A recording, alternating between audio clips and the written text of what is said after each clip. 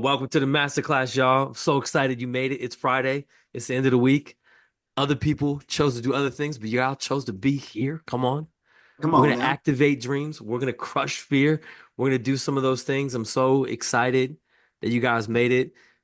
To get us started, I just want to think about some of these things. Look, there's a monumental difference between being alive and living. You should never settle for the first. How many of you guys feel like at some point in time, maybe you've settled? How many of you guys maybe feel like I'm done settling though? Like that's why I'm here. Like I don't want to settle anymore. Like I know God's put something inside of me. I know there's something inside of me. Keeps getting put on hold, put on the back burner, but I'm done settling. Come on, if that's you, put I'm done settling in the chat. How about this one? There's no passion to be found in settling for a life that is less than the one you are capable of living. Guys, I can't tell you how many times I felt like that. I felt like I was living, I was existing, I was doing things and sometimes good things, but I knew there was more. I just knew there was more. And so where I was less than what was available to me, right? And so like if we're going to activate our dreams and we're going to crush fear and really live fully alive, come on, we've got to be aware wherever you are right now. If you're in your car, or if you're home or you're watching this on your laptop, listen, it's time to stop settling. It's time to activate your dream. How about this one for my faith-based peoples? With man, this is impossible, but with God, all things Thanks. are possible. Let's go. Notice all things. Yeah. Come on, that's not some things, that's Come all on. That's things. all things. With God, all things are possible. And I'm saying this because I want to spark some inspiration for you. I know that when you were probably two, three, four, five, six, you started getting creative. You started dreaming about something in second grade, third grade, fifth grade. You probably had dreams, but over time, maybe life has beat you down. Maybe life has put you in a box. Maybe life has labeled you. Maybe life has told you that you can't. Come on, but all things are possible with God. Come on, it's time to dream again. So don't be afraid to dream. Come on, we have a big God, and through him we can do all things. I'm saying this because I know so many of us have been put in that box. So many of us have been told who we can't be, what we can't do, what we're not capable of, and where we're not good enough, and how we don't measure up, and where we're not worthy. But you're here today, and today I want to tell you it's time to dream again. Come on, God has something for you that is huge, something for you that only you can bring to the table. Right? Can I just say that to you? Like the voice that God gave you, like your personality, like the thing that you want to do. Like some of you guys, I know you're here because you're like, I want to write a book. I think that's awesome, man. Like you want to put that music together, you want to launch that project, you want to start that business, you want to do that thing, whatever that is. God put that inside of you because you are uniquely wired to bring that to the world, to offer that value to the world in a way that nobody else can. Come on. So, what I want you to do right now is I want you to just take all limitations, all of them that you've had, I want you to remove them. And I want you just to start thinking what could be, what's possible for you. Friend, you are here because it's time to dream again. Okay. We're going to activate your faith today. So, I just want you to think about your dream. Hmm. What is it? What is your dream? If I could wave a magic wand, I don't know, maybe it's like one of the Disney wands. If I could wave a magic wand today for you, what is your dream? What would it be? What is your dream? And whatever that dream is, if you want to write it in the chat, you can do that. That's fine. If not, that's okay. But just whatever that dream is, what I want to ask next is why haven't we done it? Right? Like why aren't we there? Like what's stopping us? What's preventing us from doing it? And I know some of those things, right? How many of you know fear plays a role in our lives? How many of you guys are honest enough to say, yeah, Jay, fear's probably stopped me from pulling the trigger on some of this. Like fear of other people's opinions, right? Fear of failure. Like, what if it doesn't work out? Maybe fear of rejection. Or how about just the fear of the unknown? Like, I just don't know. And so I don't know. And so I'm afraid. And so I don't know if I should move forward doing this thing that I know is in my heart to do. Have you ever felt like that? Any of you? Like, I know I have. And I can tell you that fear, I just want to say this, fear is like venom. It it starts to poison and then paralyze and eventually kill your dreams. And this is something that we've got to absolutely crush. And the good news for you is that you're here today. So that's what we're going to do. And so congratulations to you for being here because we're going to absolutely crush fear because it has no place in our life. And so I think one of the other things that we got to talk about is doubt. How many of you have ever had doubt be one of the reasons that you haven't pursued your dream? Like it's been one of the things that either kept you from or stopped you when you started because you ran into some resistance. Doubt is questioning your value, questioning your worth, questioning your abilities, questioning God's goodness, questioning the future. It's doubt. It's keeping you, and it partners with fear. And what you'll notice in this circle diagram is that the green arrow, your dream, it's starting to get crowded. And what happens is overwhelm kind of sets in. And your dream, it gets a little bit smaller. And we get overwhelmed. We get overwhelmed. There's lots of information. We don't know what to do. We don't know when to do it. I mean, we've already got fear playing a role in our lives. We've got doubt in our lives and how I got overwhelmed. And it's just a lot going on all the time. And I don't know if you've ever felt like that before. And then life just keeps lifing. How many of y'all know life is lifing? You're like, I got this going on over here. I got that going on over there. I got all these things happening in my world right now. All of this stuff's happening all at the same time. And what happens is your dream gets crowded out. It starts to shrink. It takes a backseat to everything else. And maybe you can relate to this, but I think for a lot of us, this diagram is a lot of what our minds feel like and look like a lot of the times. And if we're honest, it's probably what a lot of our life looks and feels like. We got all these things fighting for our attention all over the place, pulling us all over the place with fear, doubt, and overwhelm, all those things happening simultaneously. And so our dream is always put on the back burner of someday. And someday never comes. Right? And so if That's you can good. relate to that right now, you're like, yeah, ouch, that hurts. I know, but you're here. Right. So like, Mm-hmm. come on, you're here. So like that's what matters. Like you're in a place where you're doing something about it, where we're going to crush fear. We're going to activate the dreams in your life. Come on, I know that you're tired of feeling like this guy. I know I was. Like I don't want to be this guy. This is overwhelming. Like this is like all the stuff in my life. I don't know what to do with it. And then eventually you become this guy, right? Like I quit. Like you give into the lie that you have to become an adult and then you have to become boring and that you just have to pay bills and that you just have to survive and that dreams are for kids and that you weren't meant to do anything else except just make it through this world. Come on, Mm-hmm. this is where a lot of people live. And if you felt like that coming in today, man, again, congratulations for being here. I'm excited for you because this is not the reality that God has for you. This is not the reality that you have to settle for.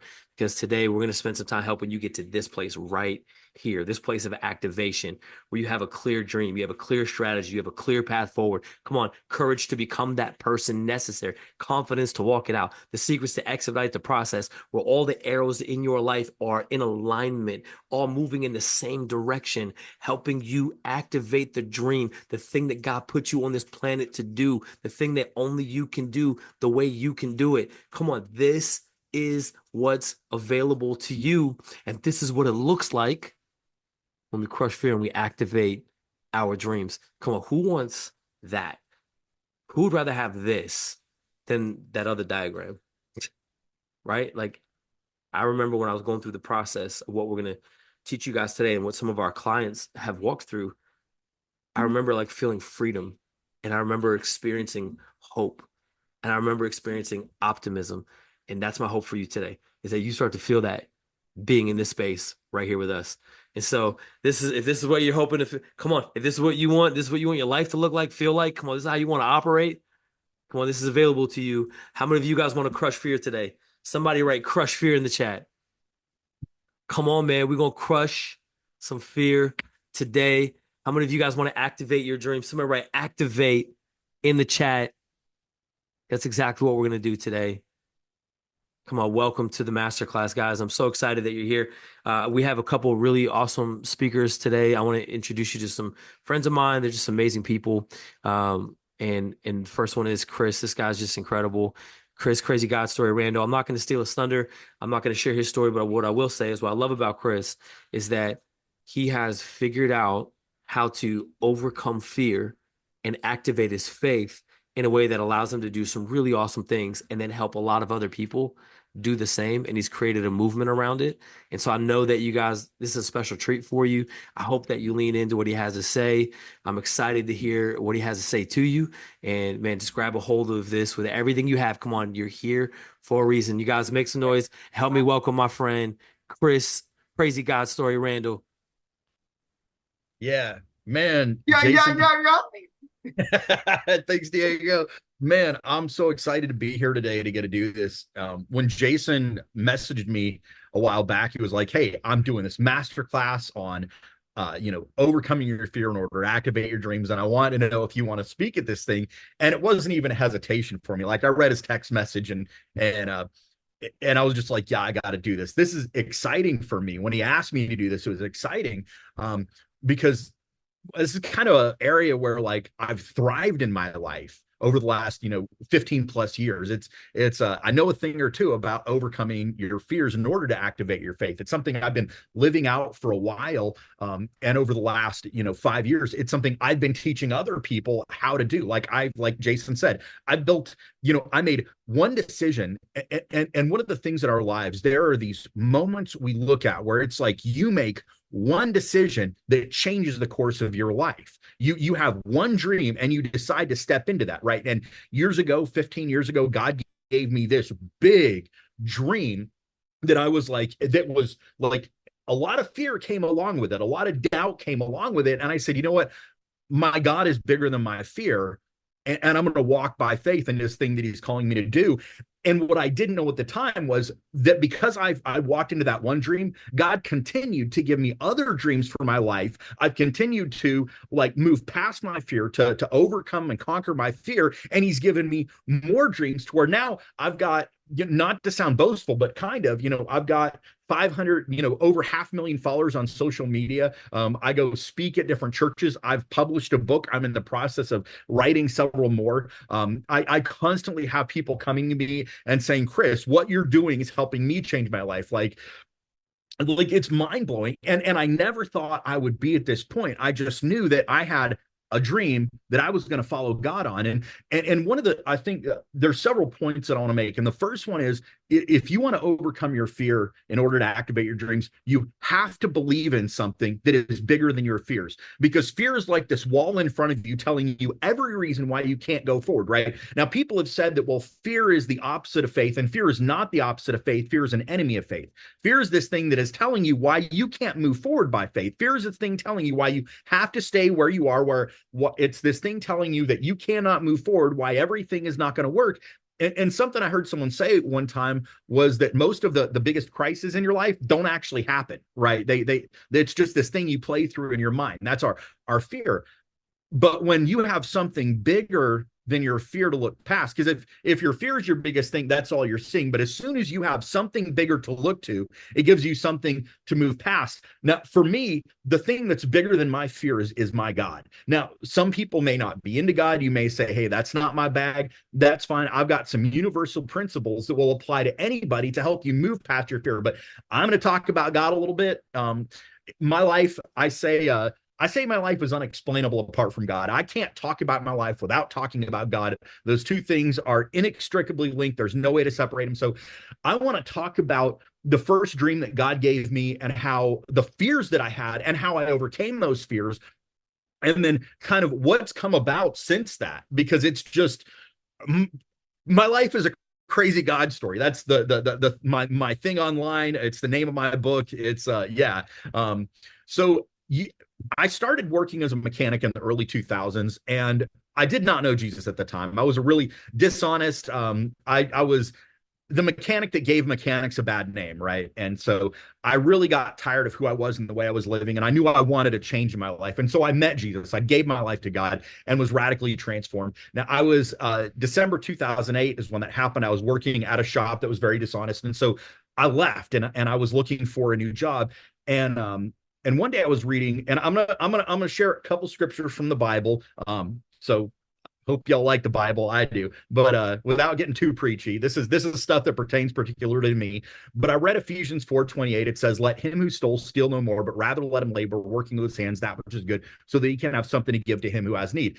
And so when I read that, God gave me this dream. I had been living a very dishonest lifestyle as a mechanic, and I just thought, what if I started taking the skills that I have, the resources that I have, which isn't very much, and start fixing cars for people for free. And so the dream, I just started thinking about that, right? And this dream that I had was to fix cars for broke people for free as a full-time job, to start a nonprofit mechanic company to where I would be able to share the love of God with people, where I would never charge anybody for any work. I'd never ask for money. I wouldn't seek any kind of financial support. And when you hear that dream, like when I share that with people, like even now, they're like, well, that's the stupidest thing I've ever heard. There's no way that's going to work, right? Like, I mean, and here's the second point. When you have a dream, it's not going to sound like intelligent to other people. It is not always going to make sense to everybody else. Your dream is your dream from God. When God told Gideon to go get the Israelites, to free the Israelites, people were like, this is whack, right? Go fight 300, with 300 people, I want you to go fight an army of 158,000. That's whack, right? Like the dreams that God gives us is oftentimes going to come with ridicule from other people. They're going to hear what your dream is, and they're going to go, you are dumb. A lot of times that's because they're not bold enough to live out their own dreams. That's so often why people hear your dream, because they have never had a dream that they've been bold enough to live out. But if you meet somebody who has lived out their dreams, to overcome their fear and lived out their dreams, they're going to hear your dream and they're going to be excited for you, because they know you're at the start of a journey that's going to change your life, right? So I had this dream, and it wasn't just like this idea. It was this insatiable desire to start this business. Now, there were some fears that I had. Fear of failure, right? Like, how am I going to support my family? Because my wife wasn't making enough money to like support us at the time, right? So how am I going to pay my bills and support my family? I got a wife and three daughters at the time. That's a picture of them. I took this picture is from about 2 years before that business started, right? And I'm like, how am I going to support my family if I'm never asking for money? The biggest fear I've ever had, the biggest fear was telling my wife I wanted to start that company, because like she knew the kind of person I'd been before. My marriage was just healing from the person that I'd been. And for me to tell I'm sitting there going, okay, so I'm going to tell my wife I want to start this business and not make money. I'm like, she's going to get mad. This chick gonna leave me. She's gonna be like, I'm done with you, fool. Right. And so I'm like, what do I do? But here's the thing. The thing for me that was bigger than my fear was my God. And so I'm like, God, I want to do this. I want to obey you. I don't know how it's going to work, but I'm going to obey. And so I was reading the book of Matthew. I was reading Matthew chapter 6 one day. Jesus is talking about the things that we need. And he says, if you seek first the kingdom of God and its righteousness, all these things will be added unto you. Talking about the things that you need to live. And when I read that, God was like, hey, if you do this, I'm going to provide your needs. I'm going to make sure that everything you need is taken care of. And so I just said, I believe that God is bigger than this fear of lack of provision. And so then I took my first real step of faith, my first real step to say, I'm going to do something that is like an affront to my fears. One night, me and my wife were sitting in our living room, and we're talking, and I was like, hey, hon, this is what I think I'm supposed to do. I'm supposed to start this business. It's what I believe. Now, at the time, I was not like, this is what I'm supposed to do. I was timid. I was sheepish. People, again, have said that fear is the enemy of, or the opposite of faith. It's not like I was afraid, but I chose to walk by faith, to look at, to pursue the dream. and not act by fear, not be held back by fear. And so I told my wife that. She went to the bedroom. She was like, hold on a minute. She went to the bedroom, came back with her Bible, and she says, I want to show you what God has been telling me. And she opened her Bible to Ephesians 4:28. Let him who stole steal no more. She read that passage and she said, this is what you're supposed to do. Like, I was blown away because my fear was lying to me, right? My fear was that my wife was going to get mad, but my God was bigger than my fear. Now, some people, God is not your thing. You've got to have something bigger to hold on to than God. One of my favorite examples of somebody that had something bigger to believe in, Tom Brady. If you've never heard of Tom Brady, you've been living under a rock. When the guy came out of college and went into, he is the GOAT, right? Greatest of all time. He's not the best, though. He is not the most talented quarterback ever to play football, but he is the greatest. Nobody has achieved the level of success that Tom Brady has. Very few people in professional sports have achieved the kind of success he has, but he is, 7 Super Bowl wins, 10 trips to the Super Bowl, most passing yards of all time, most passing touchdowns of all time. Like, he's done things no one's ever going to do, right? When he got drafted, he went late in the NFL draft. 6th round pick. People are like, he doesn't have the arm strength, he doesn't have the talent, he doesn't have the sight, he doesn't have, all these things. And he said, I've got some things that are bigger than what people are saying about me. He said, for one, he put in more work than anybody else. He was the first person to show up every morning, the last person to leave every day. And the other thing that he believed in that was bigger than his fear was his team. One of the things that Tom Brady did, he said, I will take less money, because he put up numbers. The guy could have been at any point the highest paid quarterback in football, but there were times he said, I'm going to take less money so that we can have a better team, because what I want, that's what I have to do to get there. And so he had something bigger than himself, something bigger than his fear, that allowed him to have the craziest NFL career ever, right? And so you've got to have something bigger than your fear if you want to overcome your fear. And for me, it's always been God. And so, I told God, I was like, I'm going to start this business. I just need to start. I'm not sure how or where, but I'm going to do it. And so I got this phone call from this pastor in the town that I live in, calls me up, and he didn't know what I was thinking about doing, but he's like, Chris, I know you're a mechanic. I want you to, we've got this guy, his car's broke down. He goes to our church. If you can help him out, look at it, if you can fix it for free, we can't pay you, but if it's not too expensive, we'll get the parts. And so I went over and looked at this guy's car. His name is Eric. He had this mid-90s Chevy Cavalier. The thing was a ghetto busted turd. And when I looked at it, like, he'd thrown a rod in his engine. If you don't know what that means, the engine cannot be fixed. It would cost 10 times more to fix the engine than to just replace it. And so he told me, before my engine died, my transmission was going out, my power steering pump, my alternator were also going out. And so I told the guy, I'm like, the church didn't have the money. It was a tiny little, Pentecostal church. They didn't have that kind of money to buy a motor, transmission, and all the other stuff. And so I'm like, I can't help you. And so I left. 3 days later, I got a phone call from a guy that said, hey, I know you're a mechanic. I've got this, I'm fixing to move. Someone abandoned a car in my driveway. I don't have a title for it, so you can't put it on the road. But if you can use it for parts, you can have it. It was a mid-90s Chevy Beretta or Cavalier. It was the same car that this other guy had. I got all the parts I needed for free. And so my fear of not being able to take care of my family, not being able to run this business, I got all the parts I needed for free, and stuff like that kept happening. Like, it was this perpetual cycle in my life.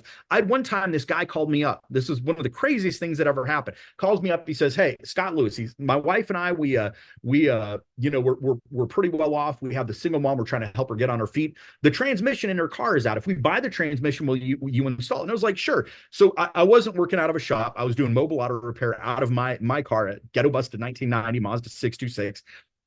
We're doing this job over at Scott's house, right? And I'm putting this transmission in. He's hanging out with me, and we're talking, and he says, so what church do you work at? And I was like, well, I don't. He was shocked. Him and his wife thought I was a full-time pastor at a church, and that's where I got my money from. And that doing this free mechanic thing was like a thing I just did on the side to help people out. They were so blown away by what I was doing that they said, we want to bless you. They looked at the car that I was driving for work, and they bought me an F-150. Like, they bought me a truck to work out of. And so, like, I didn't get this constant crazy, millions of dollars pouring into my life, but everything I needed was constantly provided for me to be able to run that business. I had, like, that stuff kept happening. Now, one of the things that was really important to me when I first started that business, some of the fears I had, I was afraid of not being able to provide for my family. I was afraid that my wife was going to, come down on me and not be on board. And my wife, everything that I've been doing since I've been following Jesus, my wife has been on board with everything. Like, she has been my biggest supporter, my biggest cheerleader. Like, she is excited I'm doing this. She's excited about the things that I'm doing because of who I am and where it's taken us. Right. And so she's fully on board with me all the time. The other fear that I had before I started that business is, what are people going to say? What are people going to think? Right? Like, people are going to say I'm a bad husband, I'm a bad father, I'm a bad provider because I'm not working a normal 9-to-5 job. There are legitimate fears we have, and then there's fears we have to look at and go, I just have to get past this. It doesn't matter what other people think. Like, is it a fear? Yes. Is it really legitimate? There's fears that will impact us because they can actually affect what we do and stuff like that, we have to deal with head on. But then there's fears that really don't have an effect on you unless you choose to let them. So there are legitimate fears. This is another point. There are legitimate fears, and then there's fears that really aren't legitimate, that appear bigger than they are, because I have to care what my wife thinks, right? She's a voice I have to care about. But what other people think, again, your dream is going to sound crazy to other people. Now, one of the things that's important, if you know who if you don't know who J. Paul Getty was, check him out. He's one of the most successful oil tycoons in American history. One of the things he said is, if you want to be successful, you have to surround yourself with successful people. You're going to get naysayers when you're trying to live out your dream, right? When you're trying to activate your dream. But one of the things that I did was I had a group of friends that were on board with what I was doing. They caught my vision. My vision was contagious. My dream was contagious. My pastor's wife one time, she was like, man, the faith that Chris and Trish have, I don't understand that. But they supported us. Her and our pastor supported us. We had people that were constantly speaking life into me and into my wife. I read books that supported the idea of chasing your dreams. I supported books that taught me how to follow God. I read the Bible a whole bunch. The voices that I was taking in affected the way that I thought. There's a verse in Proverbs that says, as a man thinks, so he is. So if all you're listening to is those negative voices, you've got to realize that those negative voices are not what you want to listen to. You've got to set those aside, and you've got to surround yourself with people and information that is going to change the way you think, that is going to push you towards your dream. Now, I shared this story with Jason last night. I've made it a habit of saying yes to God. I've made it a habit of saying, I'm going to move past my fears and do the thing that scares me, even when it doesn't make sense. Because again, you have to have something to believe in that's bigger than your fears. My God is the thing that I look to that's bigger than my fears. And so there was this one time, there was a mission trip that I wanted to go on. It was 2012 to Kenya. The cost of the trip was $12,000 per person. And so we had this Sunday where if you were going to go on this trip, you had to commit to this $12,000. I didn't have that. I was talking to my wife. I'm like, I don't know if I can do this or not. And my wife was like, this is what you're supposed to do. Again, this is having voices in your life that support your dreams are so important, because my wife encouraged me. She was like, this is what you're supposed to do. Other people that knew me are like, this is what you're supposed to do. And so I showed up at this meeting because we're having this meeting on a Sunday. The next Monday, they're buying plane tickets and booking hotel rooms. Right. And so I show up to this trip this meeting on Sunday. This woman walks up to me and says, hey, I don't know your financial situation. I don't know everything that's going on, but I just feel like I need to pay for you. So I'm writing a check for $12,000 to the church today to pay for you to go on this trip. There was another couple that wanted to go on this trip. See, they were an older couple on a fixed income. They didn't have $24,000 because it was $12,000 per person. They didn't have the $24,000 to pay for this trip. And so they did not go to that meeting. Well, we did fundraising and things like that. We had people that donated money to our mission budget. At the end of all of it, we had an extra $24,000 in our mission budget. If they would have gone to that meeting, it would have been paid for. Our church would have paid for them to go on the trip. They let their fear stop them from following their dream. And this is 2012. They are still living in regret over that decision. I have constantly seen people that their dreams, what they believed in, was smaller than their fears. They let their fears stop them, and they live in regret. Now, because I started that business and followed God, some things happened. God gave me a story that other people wanted to hear. And so in 2019, when TikTok started, I remember I saw this commercial in 2018 for dancing, singing teenagers on this app called TikTok. And I'm like, that's the stupidest thing I've ever seen. I'm never getting on there. A lot of times when you say you're not going to do something, that is God preparing you to do the thing you say you're not going to do. 2019, God just really put this dream in my heart, this idea in my heart, to start talking about him and what he'd done in my life. Because when I was younger, no one ever showed me how to follow God or anything like that. Now that's what I want to do. My call in life is to strengthen other believers, to help people learn to live by faith and follow Jesus. And so in 2019, I started making videos on social media. And I was like, and some of the fears I had was, well, this is for teenagers. I'm not this demographic. This is idiotic, right? What if my coworkers, at the time I was working for the government in the fleet maintenance department at Aransas County down in Rockport, Texas. I work some rough dudes that tell dirty jokes, and I'm like, man, what if these guys find out? I'm going to be ridiculed, right? And so, but I was like, you know what? This is what I'm supposed to do. I can help other people. And so I got on TikTok, and if you look at my early videos, man, they were jank. It was bad quality. I was dirty. It was poor recording, but people saw this authenticity because I was just sharing my journey with God. There was no pretense. There was no me trying to look pretty or anything. I already look pretty enough. I don't have to try. No, I'm kidding. I'm sorry. Kind of. No, it's my wife thinks I look pretty. But that grew. God gave me this dream to start sharing my story about him on social media. And now that's grown into this, Jason says it's a movement. It kind of is, now I've got, over 500,000 followers on social media. I get to go travel and speak at churches. It's like blows my mind at the experiences that I've had because I chose to overcome my fear in order to activate my dreams, in order to live by faith. I don't have a life of regret. My life is full of like mind-blowing moments. Like when I went on that trip to Africa, you know what happened? I got chased by an elephant. I almost got eaten by a lion. Those aren't metaphors. Those are things that actually happened. I got to wash my hair in the Indian Ocean, right? I smuggled a little 2.5-ounce bottle of water. I emptied some hand sanitizer. I got some friends that are from Africa, right? And when I took some hand sanitizer, emptied it out, put some water in there, and it drew bacteria. It was weird looking, but I'm like, I don't know the point of that, but I've constantly made this habit out of saying, fear be darned, I'm gonna do the thing that I know I'm supposed to do. I'm gonna activate my dream. I'm going to look past it because I believe in something that's bigger than my fear. You can be afraid and still continue on by faith. One of my favorite stories of that, there was this woman in the Bible. She had been bleeding for 12 years. She was a pariah. She was a social outcast. Everybody wanted nothing to do with her. She couldn't partake in society because she was unclean. She said her dream was to be healed, right? To be free from that.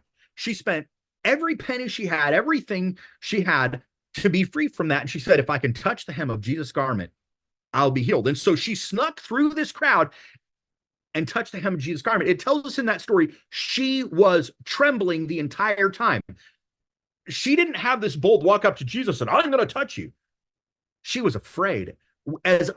People listen to my stories I share on social media, and they're like, oh my gosh, you have this big, bold faith. I'm like, nah, man. I'm terrified the whole time. As I'm doing the things God has called me to do, I'm riddled with fear. Like it comes at me, but I keep looking at the thing that's bigger than my fear. And I go, my fear is a lie. I'm going to keep going. And the fears quiet down. New fears come up. And I keep looking at the thing that is bigger than my fear. Whatever that thing that's bigger for you is, you have to keep looking at it. It could be, talked to a guy the other day who wanted to change the life of his family. So he started his own business. And now he provides jobs for other people and pays them an above average wage. He is telling me about all this opposition. I'm almost done. He's telling me about all this opposition he's faced because of ethnicity, his, this language barrier he has, but he keeps pushing forward because for him, his family is bigger than his fears, bigger than all the naysayers. So you've got to find something that is bigger than your fear. Look at that, and that thing will, when you have the biggest fears, that thing will pull you forward. That thing will give you a target to move towards, to aim towards. But if you don't have something bigger than your fear, you're going to be stuck by your fear. You got to have something bigger than your fear, man. So anyways. That's amazing, man. Chris, thank you so much for sharing with us. Thanks for sharing your story, your life, all those things. That's amazing. You guys, if you appreciate what Chris had to share, go ahead and put some clap emojis in the chat or some fire emojis in the chat. Man, that was just I heard you say a few different things that I wanted to draw out real quick. And I just, one of them was, you have to have something that's bigger than your fear. And I think that's so important. And we're going to talk about that here in just a minute because today's all about crushing fear, activating faith, and living fully alive, activating our dreams, living fully alive, doing the thing that we were put here to do, that thing that scares us. And so we're going to absolutely do that. And the second thing I heard you say, you said you went to a meeting that was $12,000. You didn't have the money, but you said, even though I'm afraid and even though I don't know, I'm going to go anyway. And when you said, and I think what's powerful about that for me, Chris, hearing that is whenever I meet people who say, I know this thing, I need to do it, and I'm just going to decide to do it. I don't know how yet, but I'm going to do it. I think when you pull the trigger and you do those things, those are typically the people who get to live out their dreams. Those are the people who experience the crazy. Those are the people who get to do these awesome things. These are the people who are living fully alive. And I just think that was super profound. And I really appreciate you once again. Thank you for sharing that and for everything you do with Crazy God Story and the lives you're impacting and the way that you're making a difference in the messaging and the movement that you're leading. And I hope that that encourages and inspires all who listen, that no matter what fear you're facing, when you have something bigger than your fear, you can keep going, you can overcome it. And I'm super grateful for you being here, man. We're going to keep talking about that if that's okay with you guys, because I think there are some things that stop us, and we identified some of these earlier. Is it okay with you guys if we talk about some of these things and like what to do about it? Like practically, how do we stop these things from stopping us in a practical sense? Is that okay? Um, I want to talk about fear for a second because we had mentioned this earlier that, you know, there's all these different fears and they're all rooted in unknowns. It's will I be rejected? I don't know. You know, will it be successful? Will it work? I don't know. Will I fail? I don't know. What will other people think of me? I don't know. There's all these fears and they're all rooted in unknowns. So it's important to understand kind of where a lot of these are coming from. The fear that often paralyzes us and keeps us from living out our destiny, achieving our dreams, doing the thing that God put us on this earth to do, whether it's writing that book, launching that project, putting that music together, launching that business, whatever the thing is. Fear, like venom, it infects us, poisons us, paralyzes us, and eventually kills our dreams. And so we got to crush that. We got to deal with it today. But along with fear is this idea of doubt, and doubt is often rooted in the past. It's this thing that reflects on what hasn't gone well before. Well, I tried this thing and, you know, I tried to lose weight. I tried to get fit. I tried to do fill in the blanks. We try all these things, and the things that don't work and the things that people say to us about ourselves that are not good, all of those things from our past, they project doubt on our future. And so when we're given an opportunity to activate our dreams, when we're presented with a moment to go to that $12,000 meeting, when we don't have the money, when we're presented with an opportunity to do the thing we were put here to do, doubt is often projecting the past onto our future. And we say, man, I don't know if I can do that. I don't know if I'm capable. I don't know if I'm qualified. I don't know if I don't know if I'm valuable enough. People won't listen to me. You know, I don't know if this is for me. It's not in the card. Maybe it's just not in the cards for me. Have you ever felt like that? Have you ever been like processing this? You're like, I know I want to do this thing, But then like your mind is flooded with doubt. And doubt is rooted in the past. And so fear and doubt, they work together, but they're not alone. They work with overwhelm. And overwhelm is often rooted in the future. It's this idea that, I don't know what's going to come in. I don't know how it's going to work together. I don't know how to put it all together. I don't know where to start, and I don't know what to do first. And I'm just overwhelmed. There's too much information, and there's too much going on, and my life is busy, and all these things are happening. And how could I ever? And so when that's happening with fear and doubt, your dream gets paralyzed and often put on the back burner on the shelf called someday. And that day never comes. And so we got to do something about this. We have to absolutely obliterate fear. We've got to overcome these things. And that's what I want to talk about in the next few minutes, if that's all right with you. And I think one of the most important things that we can do to overcome this, if fear is rooted in unknown, then what we have to do is get crystal clear on what we do know. If fear is rooted in unknown, we got to figure out what it is that we actually know. If you want to activate your dream, you need clarity. In fact, if you want to activate your dream, I want you to write the word clarity in the chat. Go ahead and write clarity in the chat. I talk to people all the time, and I'll tell you, one of the conversations that I have is literally just, what is your dream? And when I talk to people, I mean, the amount of time it takes them to figure out an answer, and then the answer is just all over the place. And if that's you, I'm not throwing any shade. It's just, man, if we want to get rid of fear, one of the biggest things we have to do is get real clear about what we want to do. And so here's the two things we got to get clear on. The first one is just, what is your dream? Like, what is your target? If you don't have a target, how can you hit it? If you don't have a clear target, you'll never hit it. And so I think getting really crystal clear about, like, here's the target. This is the dream. This is what I feel like I need to do in this next season.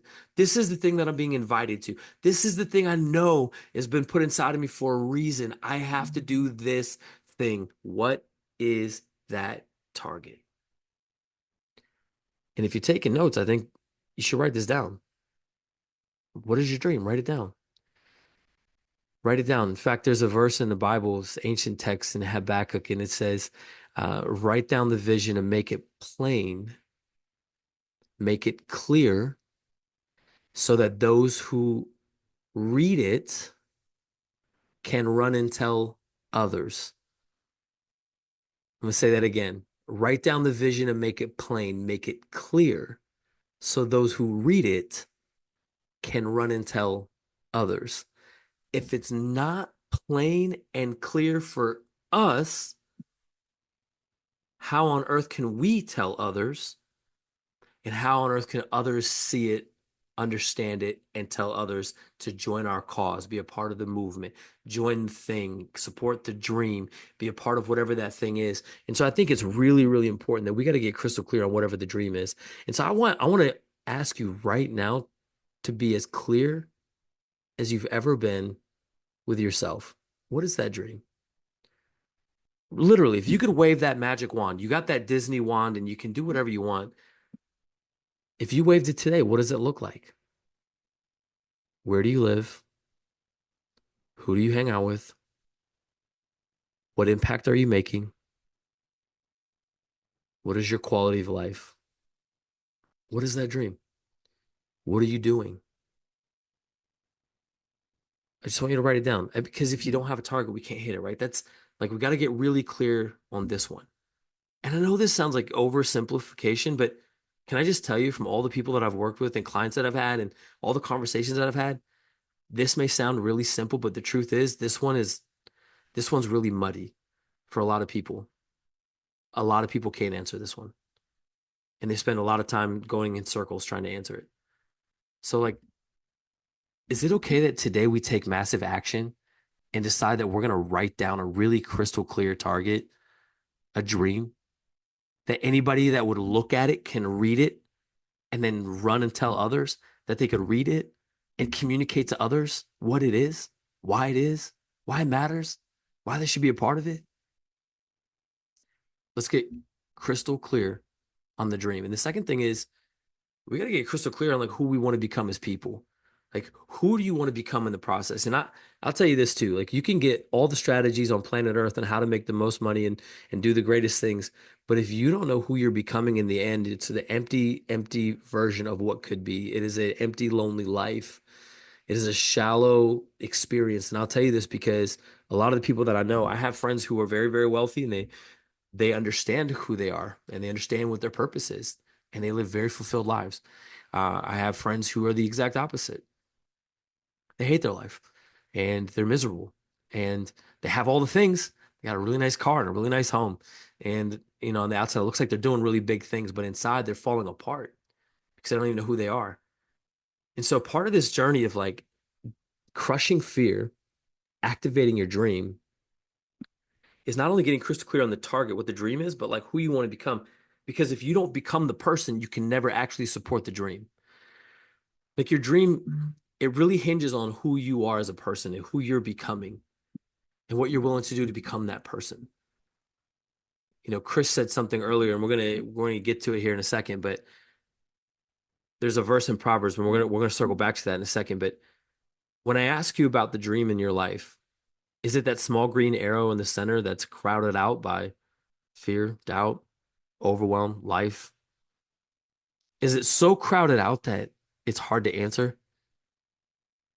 Is it so crowded out that you haven't thought about it? Not on a not on like an intentional conversation kind of way. We got to do something about it, right? And then so congratulations, because you're here. That's what we're doing. Come on, pat yourself on the back. That's what we're doing. That's why you're here. We're about to do that right now. We're going to jump into this and we're going to help you. It doesn't matter where you've been. It doesn't matter what you've done. It doesn't matter what's been done to you. What matters is what you do with today, and you're here today. So come on, let's dive into it. Here's that verse that he mentioned. For as he thinks in his heart, so is he. Proverbs 23:7. What I think is interesting about this is that what this verse is giving us, and I'm gonna break this down because I think this verse, excuse me, is such a gift. This little tiny verse is such a gift. It says, as he thinks in his heart, so is he. Where do you think? Where do you think? Somebody write in the chat. Where do you think? Write it in the chat. What do we use to think? Come on, write it in the chat. Come on, what do you use to think? What do we use? Our minds, right? We use our minds to think. But what does it say? As he thinks in his heart, so is he. Here's the wisdom of God, and whether you're faith-based or not, I just want to share this with you because this can change everything for you. What this verse is teaching us is that whatever you think, feel, and believe is who you become. I'm going to say that again. Whatever you think, feel, and believe, you become. Okay, so I'm gonna break down some stuff. I just track with me, just rock with me, because I'm promising you, if you stick with me, this is gonna help you. This is gonna set you free. This is gonna empower you. This is gonna give you some hope. This is gonna give you some clarity. This is gonna help crush some fear. Okay, you're gonna get some courage, right? God created you the way that you are. So it's important to understand how he created you. In your mind, you have a conscious and a subconscious mind. And I'm not going to geek out too far into this, but I'm going to try to break it down in a very simple way that you can just grab a hold of it and do something with it. Your subconscious mind is just collecting information. It can't tell what's right or wrong, good or bad, real or fake. It just gathers information. But your subconscious mind always overpowers your conscious mind in regards to the choices that you make, the life that you live, the experience that you have. So the way we would say it in neuroscience is that neurons that fire together, they wire together. Just track with me. Thoughts are the language of your brain. Feelings are the language of your body. When you think and feel together about something strongly, you create a new neural pathway. This is like putting a new lens, a new filter over your life. It's the reason two people can have the exact same experience. One walks away grumbling and one walks away grateful. They have a different lens. They've created a different pattern, a different filter through which they see and experience life. As he thinks in his heart, so is he. As you think, feel, and believe, you create a different experience for yourself. And the way I would say this and what we talk about with our clients is your inner world becomes your outer world in almost every way. In fact, your mind is so powerful that whatever you look for, you will find it.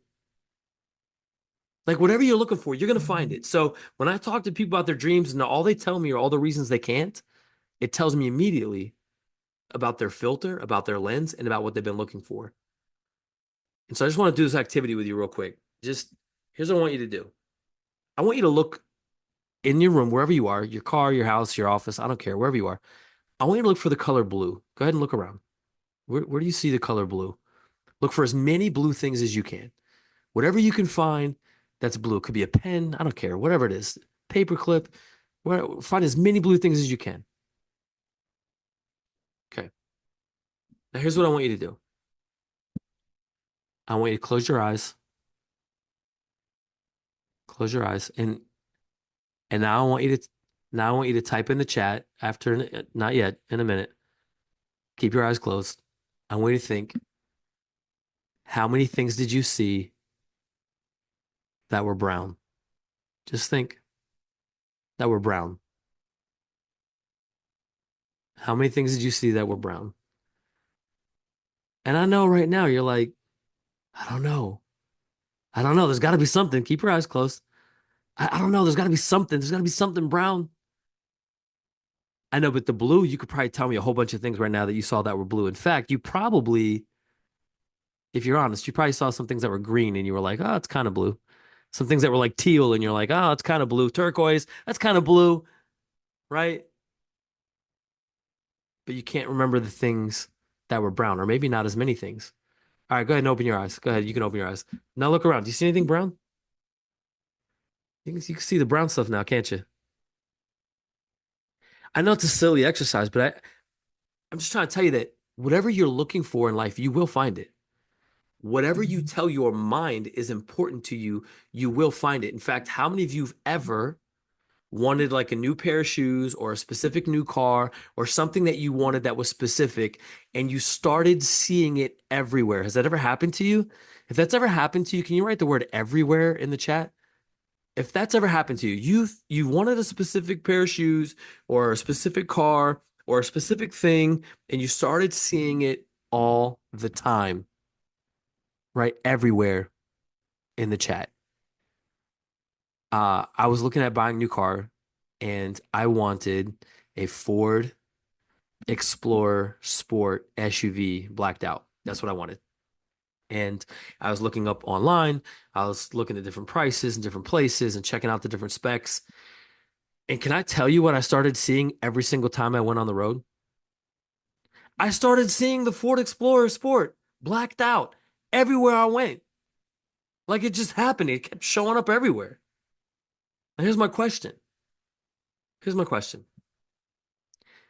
Did that magically just pop up out of nowhere? Like did the universe send those cars to just show up in front of me? Right? Like for you, if it was the shoes or an outfit or a house or something, like did the universe just send those magically to pop up out of nowhere for you? Uh, it did not. I'll tell you what happened. So what the way it works, when you tell your mind something is important over and over and over, this is crazy. This is part of like getting crystal clear on your dream, why it matters, getting crystal clear on who you want to become and why it matters. This is a key ingredient to activating your dream and why it matters. Because when you tell your mind something is important over and over with strong intention or emotion, remember we said neurons that fire together, wire together. When you think and feel and believe something to be true, your mind goes to work on your behalf to filter through everything else, find and locate and bring to your attention that thing. It's not that it wasn't there before. It was there before. You just didn't see it because your mind wasn't looking for it, because you weren't looking for it. So what you're looking for, you will find. If you're looking for a way forward, you're going to find it. If you're going to look for a way to invest in yourself, you will find it. If you're looking for a way out, you'll find that too. Like you'll find what you're looking for. And so your mind is so, so important. And here's where I really want to take you guys today, for this part of the masterclass, if that's okay. Uh, is it okay with you guys if I take you on a little bit of a journey of self-discovery so that you can start to become aware and start to become the person capable of achieving your dream, activating and achieving that dream? Is that okay? Is that okay with you guys? Somebody say okay in the chat. Raise your hand. Come on. So now that you understand what I just said about the way your mind works at a very high level, without getting into all the weeds and the details of it, as a man thinks in his heart, so is he. So if you think, feel, and believe something to be true, you become that. And before I dive into this, just to prove my point even further for you guys, to help you understand how powerful this is, your beliefs determine your behaviors 1,000% of the time.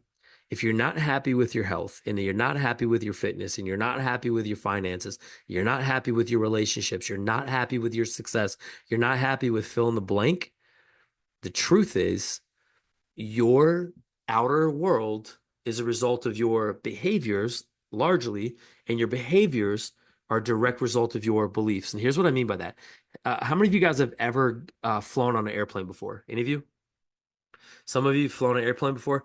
I have. Don't fly Spirit. It's never a good experience. Okay. So I when I got to the airport and I walked up to the counter where they scan your phone and they get your ticket information, and you walk down that little corridor and you get on to the airplane. Have you ever just gone left and walked to the cockpit and asked the pilot for his license? No? You've never done that? Have you have you ever asked to check out all the instruments in the cockpit to make sure they're working correctly? Probably not. You've not done. Did you check the landing gear? Did you go out and check the landing gear to make sure that everything was intact? It worked correctly. Did you do that? No. What about the engine? Did you at least check that? None of it. You didn't check any of it. In fact, the only thing you checked was your bags. You checked your bags, you got to your seat, and then you checked out. Is that right? Is that all you did? Right? And why did you do that? Because you believed it was safe. You believed everything would work. You believed it was going to take you to your destination and you would have no problems. See, your beliefs determine your behaviors, right? Many of you do ride sharing. I've gone to Uber many times. I've never asked him for his license, checked under the hood, checked the brakes. I've never done that. I just hopped in the car, right? With a complete stranger, by the way, right? We just trust he's going to take us where we're supposed to go because we believe that it's going to work. So your beliefs determine your behaviors. In fact, and what I would challenge you even kind of next level on that is like your beliefs are not what you say they are. Your beliefs are what your behaviors reveal them to be. So you could tell me all day long, like, oh man, I believe I'm created for greatness. Oh man, I believe that God's given me this dream. Oh man, I believe I'm supposed to go do something great with my life. But the truth is, your behaviors reveal your actual beliefs. And so I'm not saying that to shame you at all. I'm saying this as an awareness, like, man, what if we could shift our beliefs? Because if you get crystal clear on like your target, your dream, your goal, and who you want to become, and you start to shape your beliefs around that, you start to think, feel, and believe around that, can I tell you that nothing can stop you? Can I tell you that you'll do the impossible? Can I tell you that you'll become unstoppable? It's like Henry Ford once said, those who think they can and those who think they can't are usually right. Like your beliefs play such an important role in this journey of crushing fear and activating your dream and living fully alive. If you believe that you are created to do this thing, you believe that you are capable of accomplishing this thing, you believe that God put this inside of you to bring to the world, then nothing and no one can stop you. So we gotta do this inner work part. Like that's, we could talk again all day about like all kinds of strategies and stuff like that. But I promise you, if we gave you every strategy in the book and we didn't deal with this, you got nothing because it'll all fall apart. All of it. Like If I believe that God is good and God is good to me, if I believe that he is a father and I am his son and that he is not withholding anything from me, do you see how that belief can remove fear? If I believe that, if I believe that's true, right? John 1:12, to those who believed, he gave power to become sons and daughters of God. If I believe that's true, then there's no reason to be afraid, right? My beliefs are so important on this journey. And so here's what I want to do. I want to ask you this. What do you believe about you? Like, what do you believe about yourself? Like, if I brought you into a room and I asked you some questions and I hooked you up to a lie detector machine, what do you believe about you? And without hearing your answer, can I just tell you that I know statistically that most of what you believe about yourself is probably not good.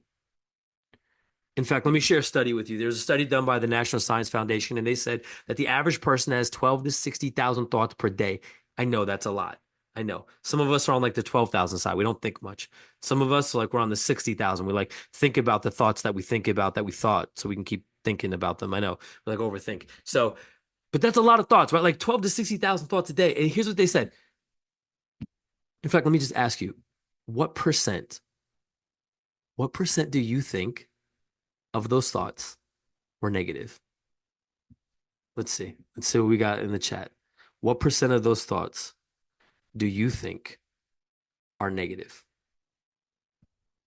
12 to 60,000 thoughts a day. What percent do you feel like is negative?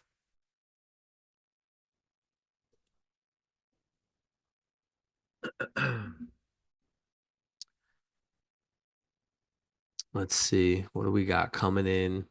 I think my chat is delayed too much. He said too much. Too much percent. Yes.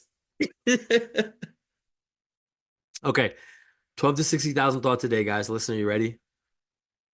80% of those thoughts are negative. 80%. Let that sink in. So if beliefs are largely formed from repeated thoughts or thoughts and feelings getting into alignment, then what are people's beliefs about themselves largely? Positive or negative? Negative, right? I mean, the truth, negative. And here's the worst part about that study. 95% of those thoughts are on repeat every single day like a bad playlist. How on planet Earth can you crush fear, activate your dream, and live fully alive when you're being dominated by negativity? The answer is you can't.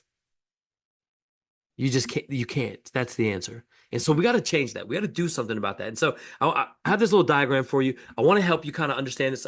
I think visualization often is super helpful. So here's what I want to do. The way that you view yourself, however you answered that, okay, it directly impacts the way that you interact with other people. Okay. If I believe that I have value and that I am worthy and that I have significance and that I can make a difference, I'm going to show up today on this masterclass with confidence, with value, with leadership, not quiet and timid and fearful and shrinking back, right? I'm going to show up powerfully because that's what I believe about myself. So it impacts the way that I interact with other people. Okay, but the reason why that matters is the way that you interact with other people, you're teaching them how to see you. Your interactions with other people teaches them how to see you. You're literally educating them on how to see you. Now, unless you're dealing with somebody who is an incredible world changer, this amazing hope carrier who's always going to call the best out in you, the average person, the way that you show up and interact with them is teaching them how to interact or how to see you. And the reason that that matters is because how they see you then impacts how they interact back with you. You tracking? If I show up today in a powerful way and I offer value, that's how I interact. You see me potentially as somebody that has leadership and influence, and you interact back with me as somebody that you might want to learn from or listen to or follow on some level, right? Does that make sense? And the reason that matters is because the way they interact back with you reinforces your view that you already hold of yourself. Right. And so let's play this out. Like if 80% of your thoughts are negative about yourself and 95% of those are on repeat every day about yourself, then how are you showing up? Let's say that you show up and you interact with people, but you're interacting with them from a place of low self-worth, insignificance, no value. What are you doing? You take a back seat. Your opinion doesn't matter. You let everybody else drive the conversations. You don't offer any input, right? How do they see you? And you know this is true. Don't act too holy for me right now. If you're a faith-based person here, don't act all holy. Come on. You know that you judge somebody in the first 8 seconds of a conversation. You've made an assessment of some kind. You have. You absolutely have. You're like, oh man, this person's a leader. Oh man, this person's, a creative. Oh man, this person's kind of lost. Like you make assessments, man. We do that, right? So when they see you that way, now they're going to interact back with you like you're not significant. Like you don't have value, like you don't have worth, like you don't have leadership. And that's so bad because now it reinforces that belief. You're right. I don't have value. I'm not significant. I don't have worth. I can't lead anybody. I can't activate my dream. You hear what I'm saying? Like, so we've got to grab a hold of this thing and say, we got to do some work here, because if I don't get crystal clear on my target and crystal clear on who I want to become, this thing right here can take me down in a downward spiral that I won't get out of until I do some adjustments. That's why I love the Bible for all my believers out there. I love Romans 12. He says, don't be conformed to this world. Don't let the patterns of this world push you into any type of shape. It says, but be transformed by what? Renewing your what? Your mind. God didn't say that by accident. That was intentional. Your mind. Why? Because repeated thoughts become beliefs. Beliefs determine behaviors, and beliefs are not what you say they are. They're what your behaviors reveal them to be. So if you can start to think different about yourself, then you can live different. And the reason that matters is because if you live different, it's going to impact all of your relationships. Now, just track with me. Whatever your dream is, let's say your dream is to be, a 10-time author and impact millions of people to be inspired to live a better life. Let's say that's your dream. If you really believed that that's who you were and that that's what you brought to the table and that's the value that you offered, how are you going to show up in every contact with other people in your life? How are you going to show up in all these other relationships? Oh man, you're going to show up incredibly different. You're going to be powerful. You're going to be making a difference. You're going to be inspiring. You're going to be encouraging. You're going to be calling greatness out of people, right? Like you're going to elevate everything around you just by default, right? Come on, like just by changing your beliefs about yourself, you alter everybody and everything in your sphere of influence. If you get nothing else today, at least grab that today from the masterclass. Like that's enough to like change your life for some of you. Like grab a hold of that and let it change your life. You say, well, if 80% of my thoughts are negative, but I want them to be better, what do I do about it? Okay, great question. If your beliefs are formed by repeated thoughts, then how do we change them?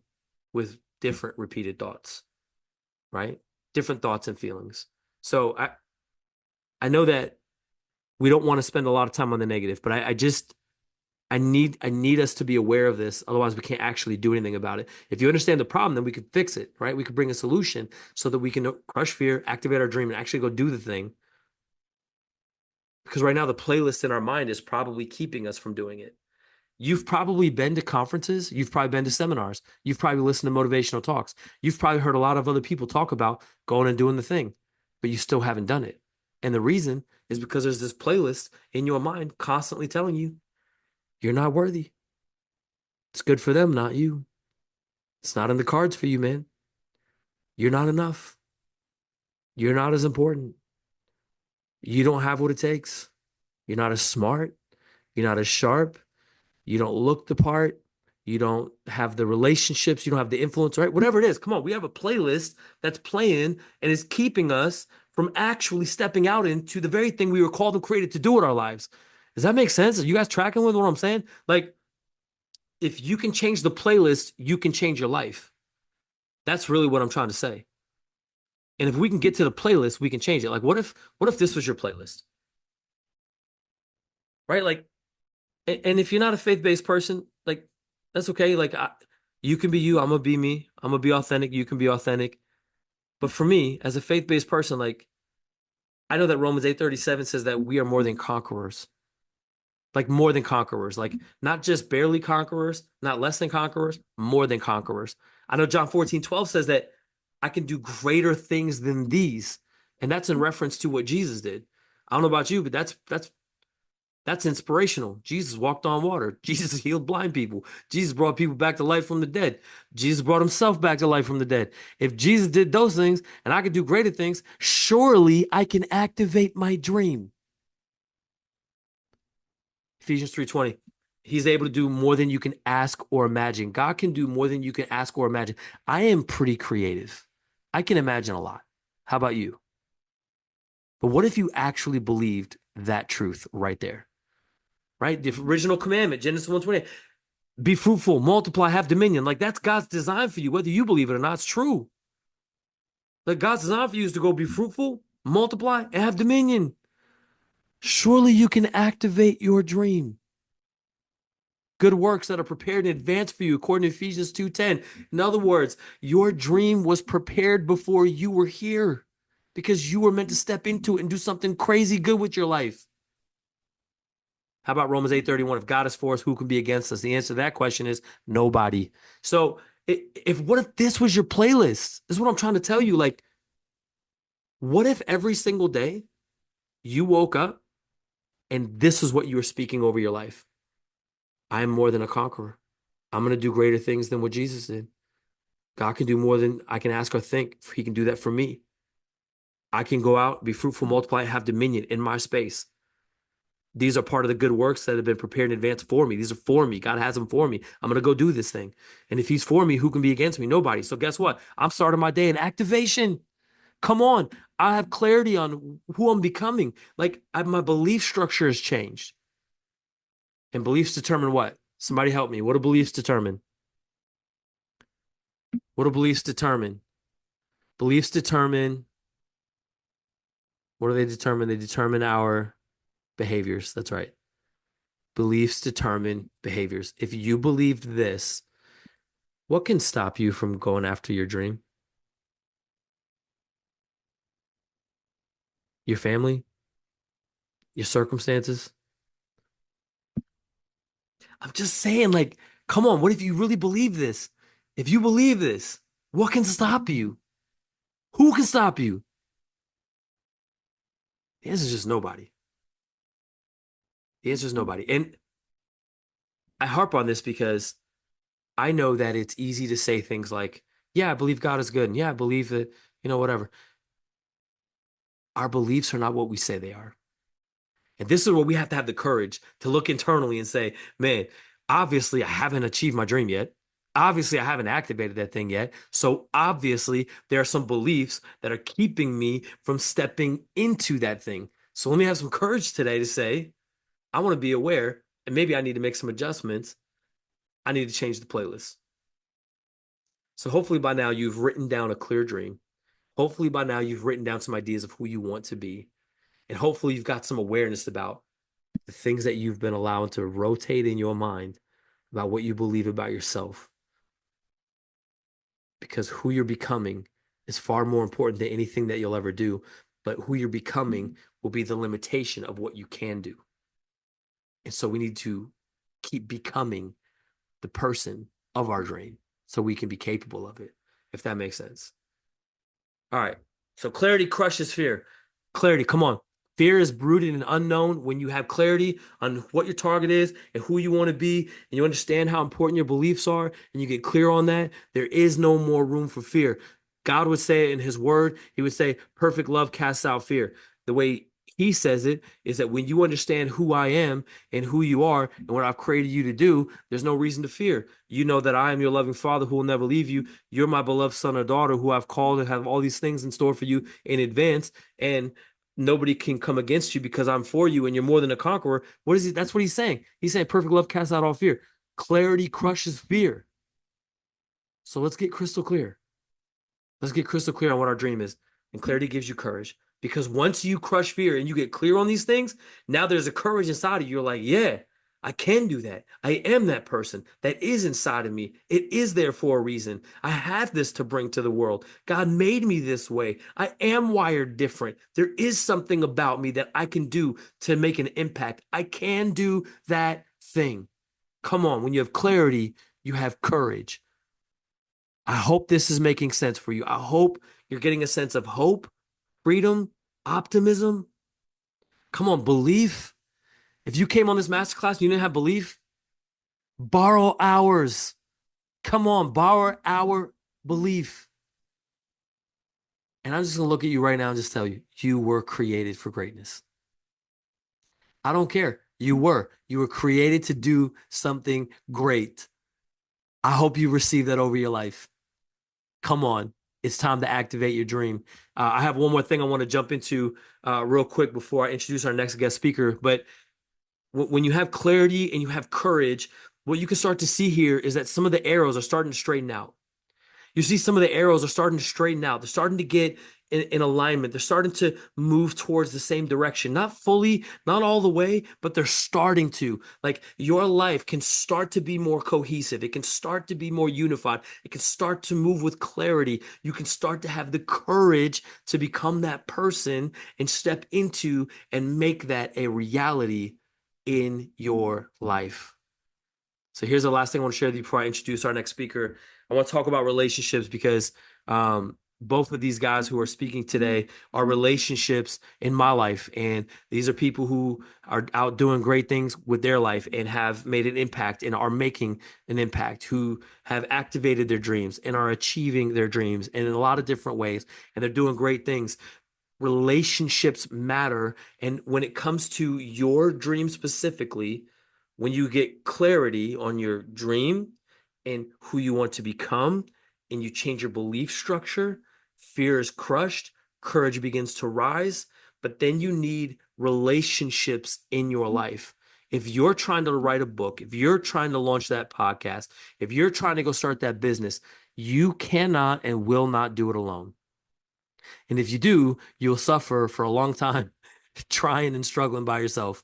And just being honest. Okay, you need relationships, and specifically relationships that are going to help elevate your journey.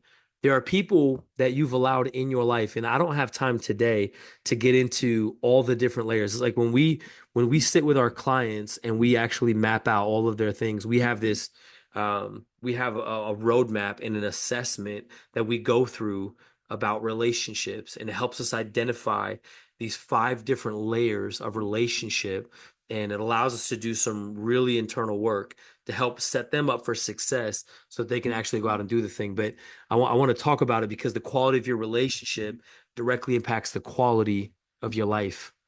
If you're always hanging out with people who say your dreams are too big, you're hanging out with the wrong people. If you're always hanging out with people who only can talk about the good old days, you're hanging out with the wrong people. If you're only hanging out with people who have this survivor maintenance mindset of just barely getting by, you are hanging out with the wrong people, because you will never go further than the people you spend the most time with. You've probably heard this statement, you're the sum total of the 5 people you hang out with the most, right? Like you've probably heard that before. It's not new information. But for many of us, we're like so another Bible reference. If you read the Bible, there's this book called Nehemiah, not to be mistaken as Nehemiah. It's Nehemiah. Fun story. My friend had a son whose name was Nehemiah, and the doctor read it and thought his name was Nehemiah, which to me sounds like a sickness. I don't know. Anyway, so there's like there's this story about this guy, and he goes and he rebuilds the city, and he does it in like a record time, 52 days, I think is what it was. But the reason he had to go was because there were burned gates and broken walls. The city had been overrun. There were no more boundaries. There was no more safety. There was no more protection. And he had to go rebuild the gates and rebuild the walls to protect the city.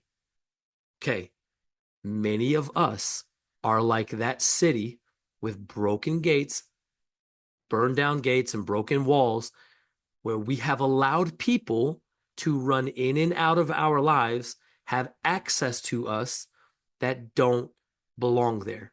And what I'm saying is, we have family members who we love, but for whatever reason, we let them be the ones to give us consultation on our dreams. We let them be the ones to help us make financial decisions when they're not wealthy and they're not a wealth advisor. We love them, but for whatever reason, we let them in and out of our life, and we let them impact our decision making, our time, our priorities. And we have people that we've allowed in that probably need to be a layer or two out. And again, I don't have time to go into all of that today with you, but what I'm trying to say is you have to be intentional about the quality of your relationships. Chris had mentioned this earlier when he was talking about hanging out with the right people. It's something that you hear in all of the circles of motivational stuff, inspirational, personal development. You hear it all the time.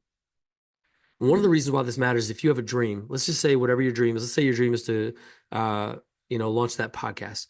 You need people in your life who are success oriented, who believe in you, who can help you have the right mindset around that.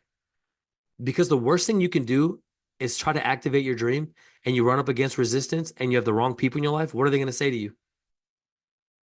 What do those people say to you? I told you it wouldn't work. I knew it was just a matter of time. Just waiting for you to give up on that thing, right? I mean, people, they're expecting you to fail. You need the right people who not only don't expect you to fail, but they're going to help bolster the way you think about what you're doing, right? Like Diego, so fun. I was just talking to him the other day. Remember, Diego, we were talking and I said something about a school. I'm working with a school right now. We're developing a curriculum and a mentorship program for this school. They're running into all kinds of problems. If you didn't know, I travel and speak at schools, middle schools, high schools, conferences, all those things. I just believe in the next generation. And this school, they keep having to set, every time we set like a calendar date, it gets moved. And there's always something.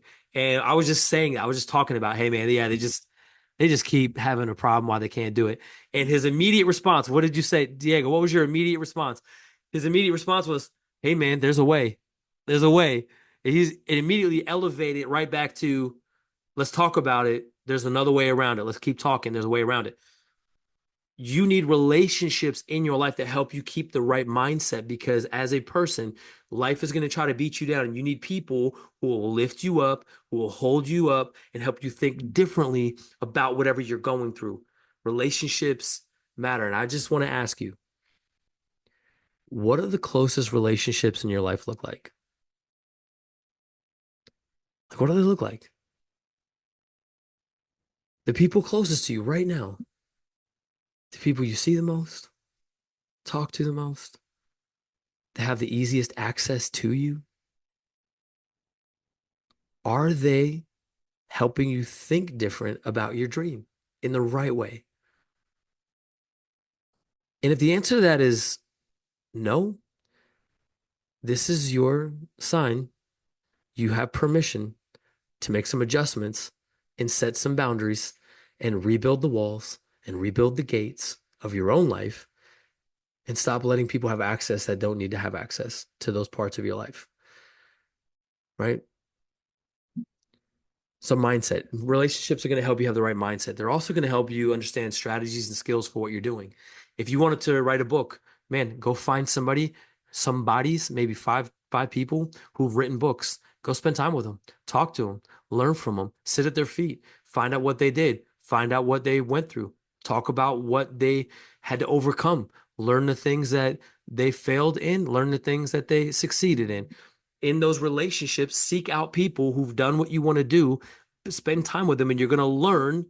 You're going to learn, because some of you, you're like, man, I have a dream, but I don't know what to do about it. Cool. Get clear on what the dream is, get clear on who you want to become, shift your beliefs, and then look for relationships with people who have what you want. Right? If I want to make $1 million, I am for sure not going to go talk to the homeless dude holding the sign at the intersection. No shade on him. He just doesn't know how to do it. So why would I ask him? You need people who have strategies and skills that can help you do the thing that you want to do if you don't already know how to do it. And if you do know how to do it, having people doing it at a higher caliber is going to help you exponentially shortcut the process. Proximity is a cheat code. If you surround yourself with the right people, man, proximity is a cheat code. Remember that. Get around the right people. Let their ceiling be your floor. Proximity is cheat code. Okay, so relationships also offer system and tools. There are things that people who have already accomplished what you're trying to accomplish have discovered about systems and tools that you need to be able to expedite the process to make your dream reality. Like whatever industry you're trying to do it in. It doesn't matter what the industry is, but go find people who are further than you, more successful than you in that industry, and learn what systems and tools work the best and implement them. Right? So like you can literally have no idea. None. You're like, I want to start a podcast. I have zero experience. Cool. Get clear on that target, get clear on who you want to be, adjust your beliefs, and then go find people who have successful podcasts and learn all of this. I'm telling you, this literally, this alone will like shortcut your whole journey and make your life better. You know, when Israel was set free from Egypt, you've heard people say that it was an 11-day journey, but they wandered for 40 years. And I have a lot of different thoughts on that and different opinions. And I think one of them is I do think that even though they were set free, they needed a period of time to learn how to live free.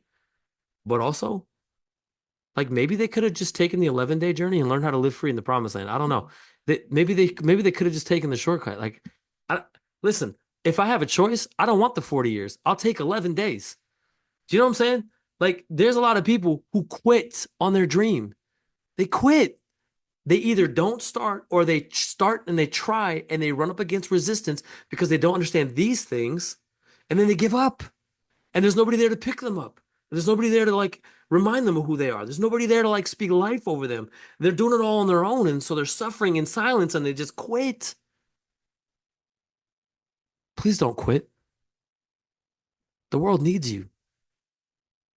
As a person, the world needs you. Your gifts, your talents, your dream, the world needs it. Hope. Hope used to be pretty common. Today, it's a rare experience. People are hopeless and they need hope. Man, what if you could activate your dream and bring hope to those environments, those spheres of influence, those different circles that you'll be in because you didn't give up? Come on. Get crystal clear on your target, crystal clear on who you want to be. Adjust your beliefs and go find relationships with people who have what you want to have, who are already way ahead of you, that can introduce you to the right strategies, skills, systems, and tools, and the mindset in order to achieve the thing that you want to do with your life. Does that make sense?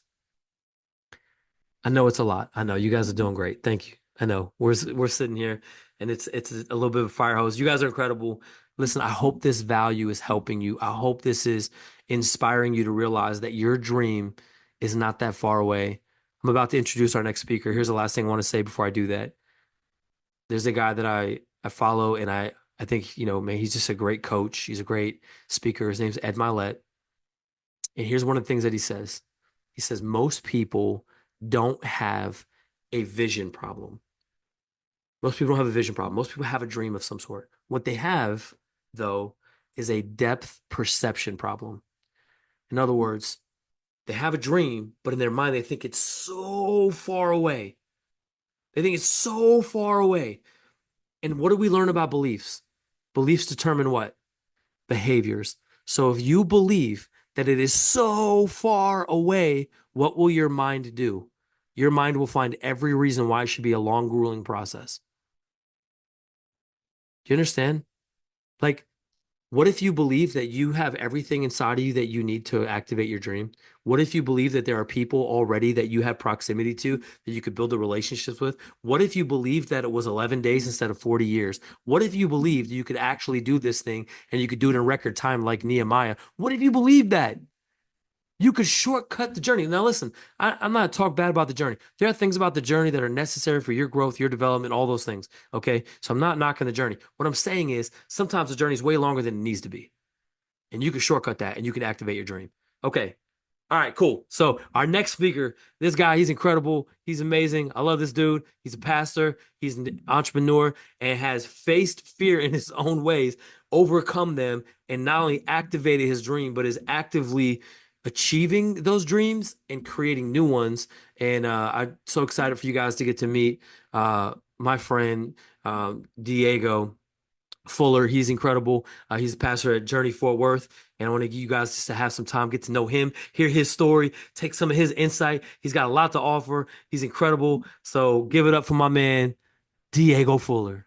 Yeah. So no, I appreciate you, man. Yo, bro, you have some amazing wisdom that you're giving off. And so, man, kudos to you, man. Continue to pour wisdom into people's lives. Chris, just what you were speaking on, man, amazing.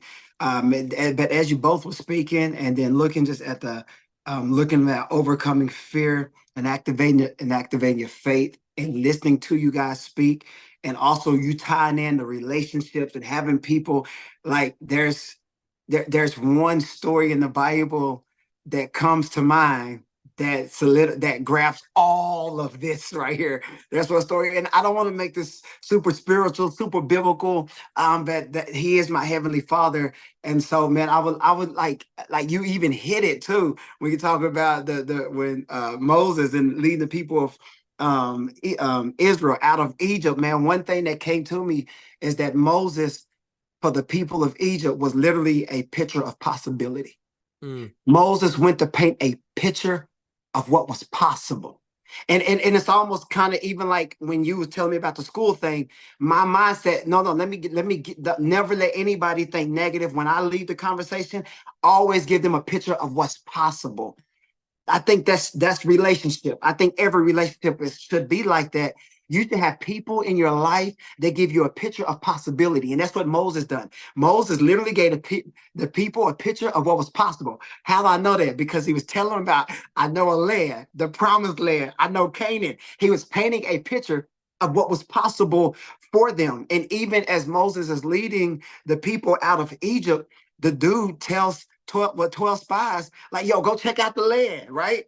10 of, I think it's, yeah, 10 of them comes back with a bad report. What did they say? They said, yo, Moses, everything you said about the land, it is flowing with milk and honey. It has grapes in it. Like, it is beautiful. Everything you said about the promised land is good, Moses.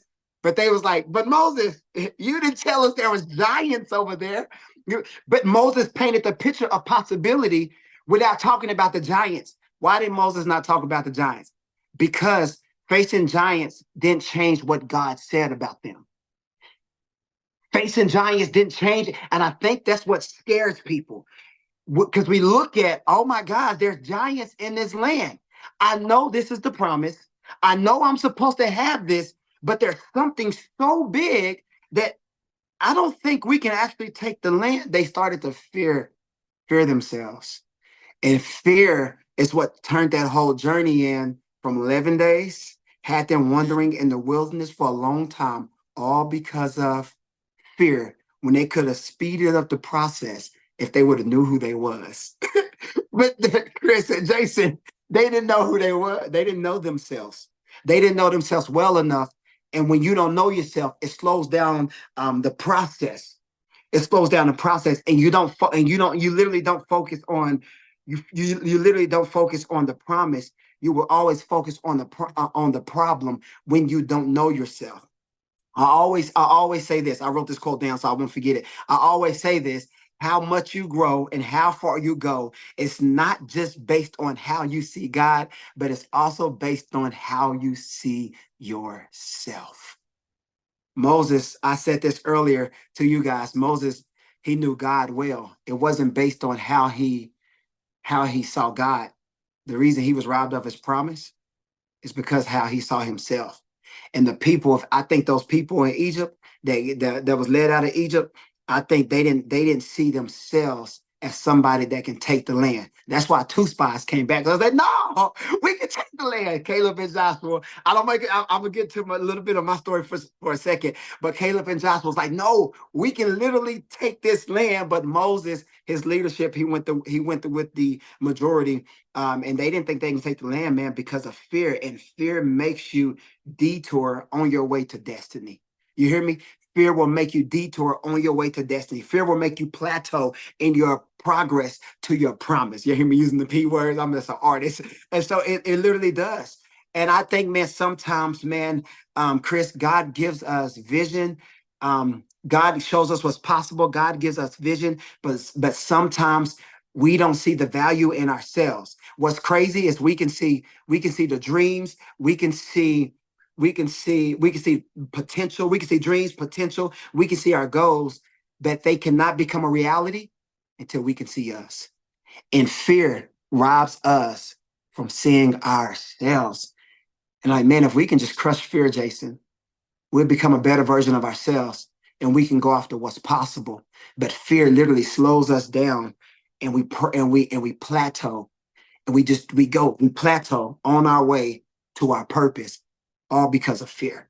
It's not because we can't. I know God told me I can have this, but we don't see the fear, man. And I think one way we become great in life, I love talk about greatness. When I go out and do public speaking, when I go out and speak at schools, one of the main things I talk about is being great in life. I am a young man that grew up in foster care. I grew up in the foster care system. I didn't have a mother. I didn't have the father in my life. So I had nobody to teach me how to really do life. Man, but for some reason, I ended up still traveling around the country, sharing my testimony. I started doing music and I was on the Billboard charts. I am a camp ambassador for over 300 camps around the country. They're all foster care camps, but I'm a camp ambassador for those camps. I write songs for those camps. I go visit those camps every summer. Just the last 3 summers, I've taken off because it's just been a lot. So I used to do 20 camps a summer or whatever, and go speak and motivate foster youth and foster teen in camps. Man, and so Royal Family Kids Camp, they actually was trying to write a movie about my life story. Like, man, I've been blessed to do a lot of things, but my life has always been peaches and cream. I was the young man that grew up in the foster care system. I stayed with a guy by the name of Bishop Aaron Blake. And so he was a dude that took me into his house. He engrafted me in, and he told me, he said, Diego, you are engrafted into my family, and everything that belongs to me, now belongs to you. And I was like, but I'm not your son. He was like, it's okay. Everything that belongs to me, it now belongs to you. He told me this.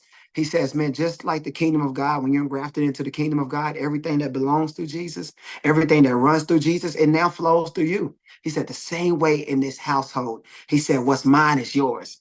And so, man, I took that literal, bro. I'm like, yo, so your money is mine, your watch is mine, your cars is mine.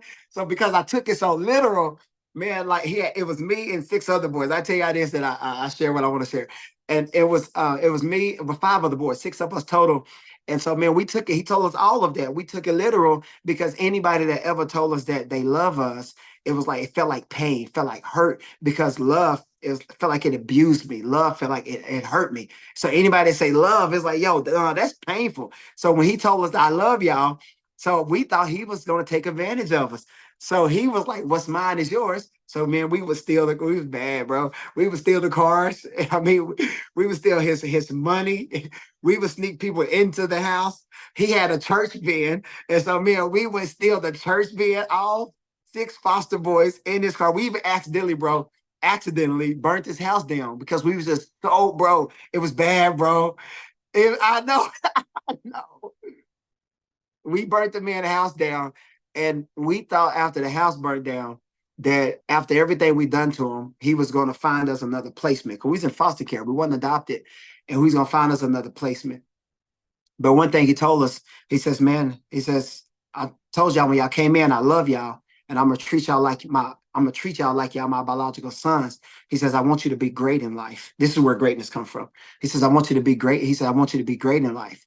You have to, he told me this. He said, you have to make a decision to be great, because anybody can be good at life. You feel what I'm saying? Anybody can be good at life. Being good in life is doing just enough to get by.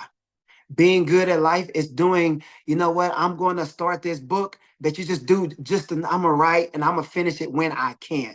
I'm gonna start this podcast and I'm gonna do it when I can. You know what I mean?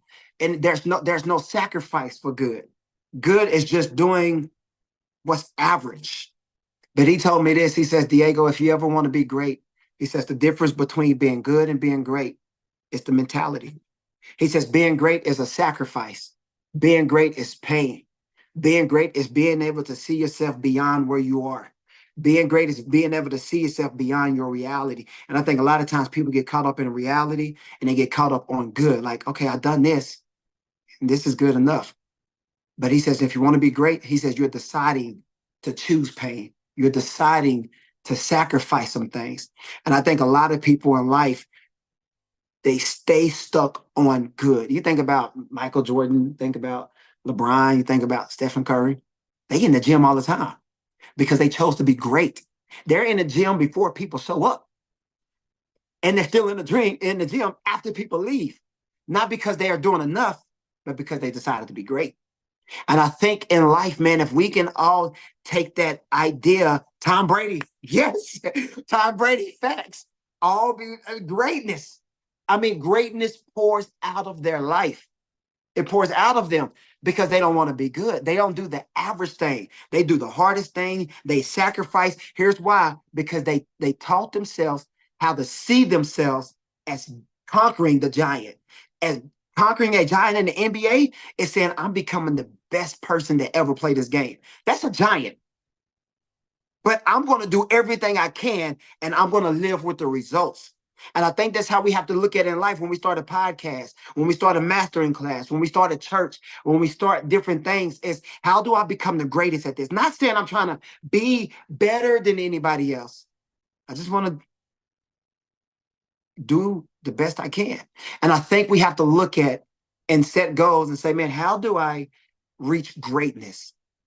How do I become great at running this masterclass? How do I become great at starting this book club or writing this book or taking photos? I don't care, whatever it is. I think the first thing we have to do is learn how to see ourselves past good.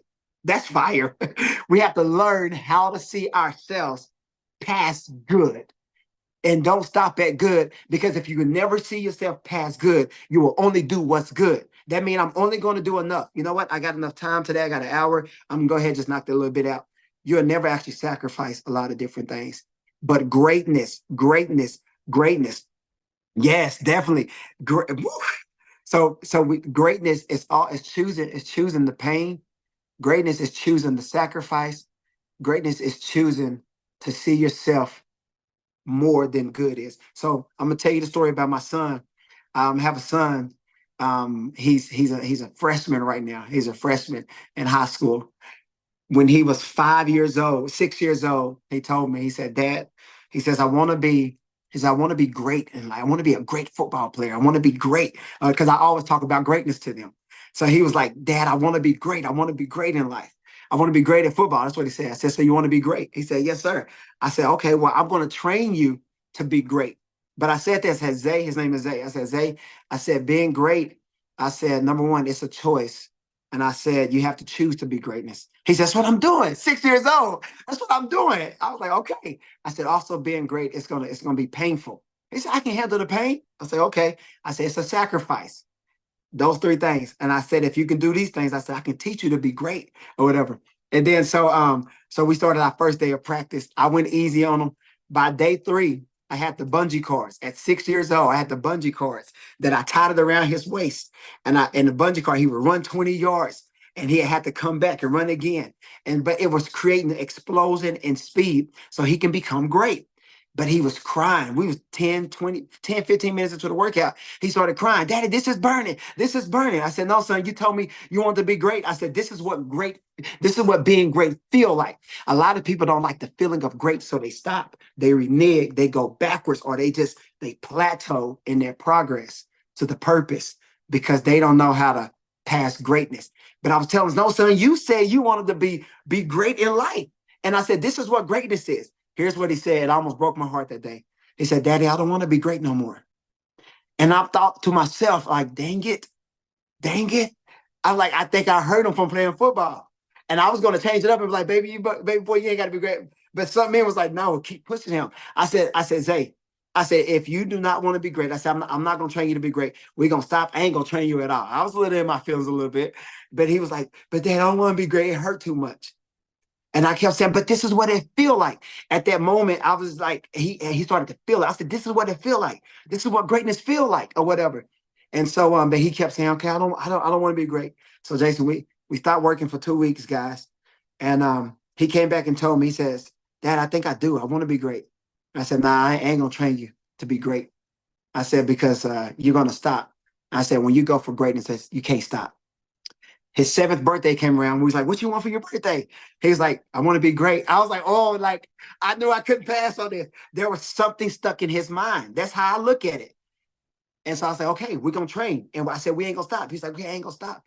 And so we started back training when he was 7 years old. And here's what happened. Every time he wanted to stop, I would say this. I said, do you want to be good? He'd be like, no, sir. I said, what you want to be? He'd be like, I want to be great. And I said, what does it take to be great? He says, pain. What does it take to be great? Pain. So we started this chant. And so every time he get ready to slack off in life, every time he get ready to slack off in grades, in school, in sports, whatever it is, Jay, whatever it is, Chris, one thing I always say, do you want to be good? He'll say, no, sir. I say, what you want to be? So I want to be great. What does it take to be great? Pain. He's a freshman now. Got people looking at him already. He's one of the fastest kids in the school, all because he decided that he wanted to be great.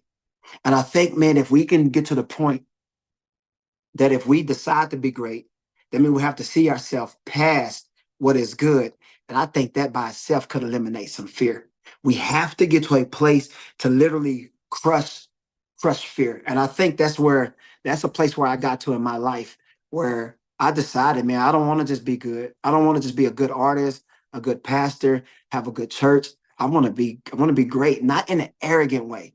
I promise you, I'm past the arrogant stage, not in the arrogant way, but because being good was just doing enough. And I realized, man, I was hurting myself. I was hurting my family, and I was hurting what God was giving me, you know? And I was like, man, like, if I'm going to do this, I think the Bible says, man, that we have to take dominion, that we have to dominate in areas that he's given us, dominate in areas where we're skilled at. If I'm going to be a book writer, I'm going to be the best book writer. And I think when we don't dominate and when we don't take dominion of the areas we in, the one thing that creeps in is fear. When we actually don't dominate the area, I think fear creeps in, and it stops us from actually doing things. And man, we plateau in our progress to our purpose. That's all I have for you today. I don't got a lot. That's all I have for y'all today. Hey, And that's so, great, man. That's a lot of value, man. I appreciate you being on here and sharing your story and sharing your life and sharing your wisdom with us. And man. I think that everything that you said, man, is relevant. You know, the thing that hits me most though is what you said towards the end. And I'll be honest, man. I think all the time, like, how long are we gonna be willing to not be great and we suffer Mm-hmm, and everybody else suffers? mm-hmm, I think we believe this lie that mm-hmm. it's just me, so I won't do it and it's okay. Woo! I don't need to do it. But the truth is like there's somebody out there praying to God Mm-hmm, for what you have to offer. mm-hmm, There's somebody out there praying right now. mm-hmm. And if you just showed up in a powerful way, you'd be the answer to that prayer. Yeah, Right? yeah, Like literally just deciding I'm going to be great. I want to overcome fear. I want to step into that thing. I want to do that thing. I'm going to face the resistance. I want to face the difficulty. I heard somebody say one time that sacrifice is a contract on your future. Like, yeah, so it's okay to make that sacrifice because you're literally betting on where God's taking you. You know, yeah, like I think that nobody, nothing good happens immediately. All yeah. good things require some level of time. You can't plant a seed and eat from it the same day. But you will eat more than you planted Mm, when you do reap. whatever that thing is. You plant a Amen. seed and you get an apple tree. You're going to get a lot more apples than that one seed you planted, right? And Yeah. so like all good things take a little bit of time, but when you're willing to be great and you're willing to show up and you're willing to conquer fear and you're willing to activate that dream and not throw in the towel, here's the thing. You feel fulfilled because you're doing the thing you're supposed to do, which that level of joy and fulfillment, Hmm. you're not going Hmm. to find it anywhere else. Yeah. Like Yeah. when you walk out your gifts, like when you're doing the thing that you know God's called you to do, like there's not another place you can find that type of a fulfillment. Like Amen. that level of contribution is not shallow. It is Yeah. deeply rewarding. So good. And then, when you actually do that, okay, so my story is not different from yours, Diego. I remember like I'll never forget the day that my parents walked out the doors of that facility and left me at a Mm-hmm. program for at-risk youth, the only one in the country that would even take me in, halfway across the country. I had no friends, no family, no future. I was at a place where I was just done with life. I didn't care. I thought life was a game and I lost. I was at the end of my rope. I was basically hopeless. And then this guy showed up who believed in me for whatever reason. I didn't know then, but I know now he was just modeling Jesus to me. But he loved Mm. me unconditionally. I couldn't Yeah. get rid of this dude. I couldn't cuss him out enough. I couldn't push him away enough. Nothing I could do to get rid of this guy. And he loved me, and it opened my mind to one day hear the gospel, which radically changed my life forever. And the reason why I'm saying that is Wow. because much like you, you're one life that somebody impacted. I'm one life that somebody impacted, right? Like we're all Mm. one person that somebody impacted, but now we're impacting many. Yeah. So good. Right. So So like what good. if I didn't show up? What if I didn't Mm. show up? Like the amount of people that I've been blessed to impact, what if I didn't show up? What if that Mm. guy didn't show up for me? Facts. What if that guy didn't show up for you? So I'm saying all that to say like activating your dream is probably the most unselfish thing you can do. Oh man, 100%. Come on, like this is it. Like we gotta stop seeing it through the lens of our own insecurities. We Hmm. gotta stop seeing it through the lens of our own frailties, our Hmm. own issues. We gotta start seeing it through the lens of like, this is way bigger than me.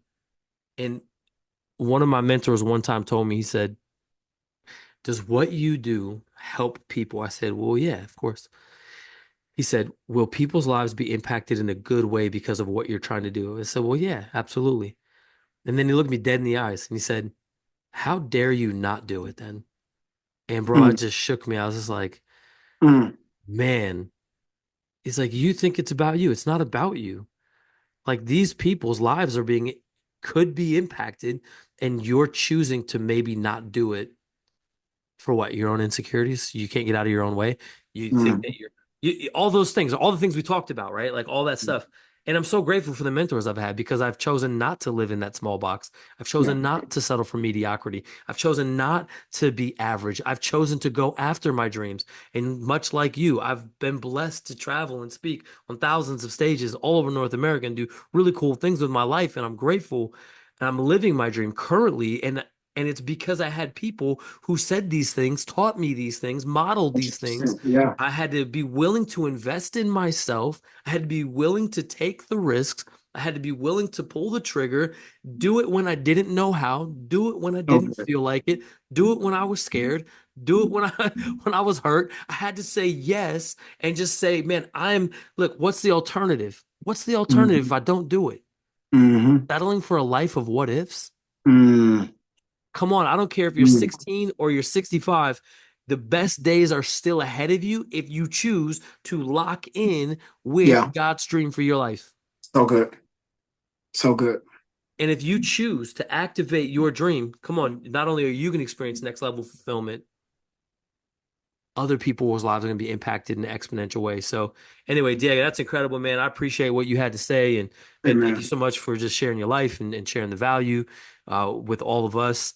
I want to jump back in to some of this stuff because we were talking about just kind of going back to we were talking about relationships and the mindset, the strategy, skills, systems, and tools. And like when you activate your dream and you start to reach out to these people and you start to like move in the right direction, you're gonna find out like even just being on this call, even just being here right now, you're probably finding a new confidence. If you're listening to this on any level and you have a heartbeat, you're probably getting some confidence right now. You're probably saying, yes, yes, I can. Yes, I can. I can do this. I need to do this. Like I must do this. Like I was created to do this. You have like a new level of confidence, and that's what happens when you bring the right people around your life and you learn from them. And then when you look at this, like clarity, courage, and confidence, when you have all three of those and all of your arrows are moving in the right direction, this is what I meant when I said nothing can stop you. Like nothing and no one. This goes back to when we were looking at those verses that I had kind of put up about like, what if you change the playlist of your mind? When you change the playlist of your mind and this is what your reality looks like, I just want you to know like you can be unstoppable. I don't know. I mean, we live in a world full of limitations, a world full of negativity and toxic behavior and all of those things, but I just need you to know that you can be unstoppable. You can choose to activate your dream. You can choose to step into that reality. You can choose to live a very different life that's available to you. Excuse me. This is activation. This is what it could look like for you. So just want you to think about, right, your dream. Like just all the way back to when we first started. What is your dream? What is your dream? What is it that you want to do? Come on, what is it that you want to do? What is it that is inside of you that you're like, I gotta do this thing? What is it? What is it? I put this image up because I want to remind you that it doesn't matter where you've been. It doesn't matter what you've done. It doesn't matter what people have said about you. The only thing that matters from this moment on is what you say about you, what you believe about you, what you believe about what God's put inside of you to do. You know, these companies are all massive. I mean, none of us would argue. None of us. We'd look at this and say, yeah, these guys are all incredible, huge, huge, huge companies. And whether you like them or not, it doesn't matter. What I'm saying is they started somewhere. You know, I look at Amazon and I think about Jeff Bezos and how he literally was just trying to hustle books out of his garage. That's crazy. That's crazy. And people who probably knew him probably told him so. They probably looked at him and said, what are you doing, bro? They probably said, go get a job, bro. They probably said, quit that. Why are you, come on, use your garage, just park the car, get these books out of here. What are you doing? People probably hassled him all kinds of ways, right? With all of these companies. And I'm not saying that you're trying to be like these companies, but what I hope you're starting to grab a hold of is that you were created to do something great because you are great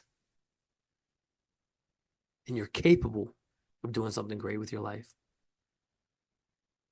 And so, yeah, there's a whole bunch of other things that we can talk about, and there's a whole bunch of other strategies and things like that that we can get into. And, you know, when we work with our clients, like we do a deep dive, you know, we do spend a lot of time talking through all of those things and creating a framework and a plan, a roadmap, and helping them take next steps on their journey of freedom and activation. That's what we do.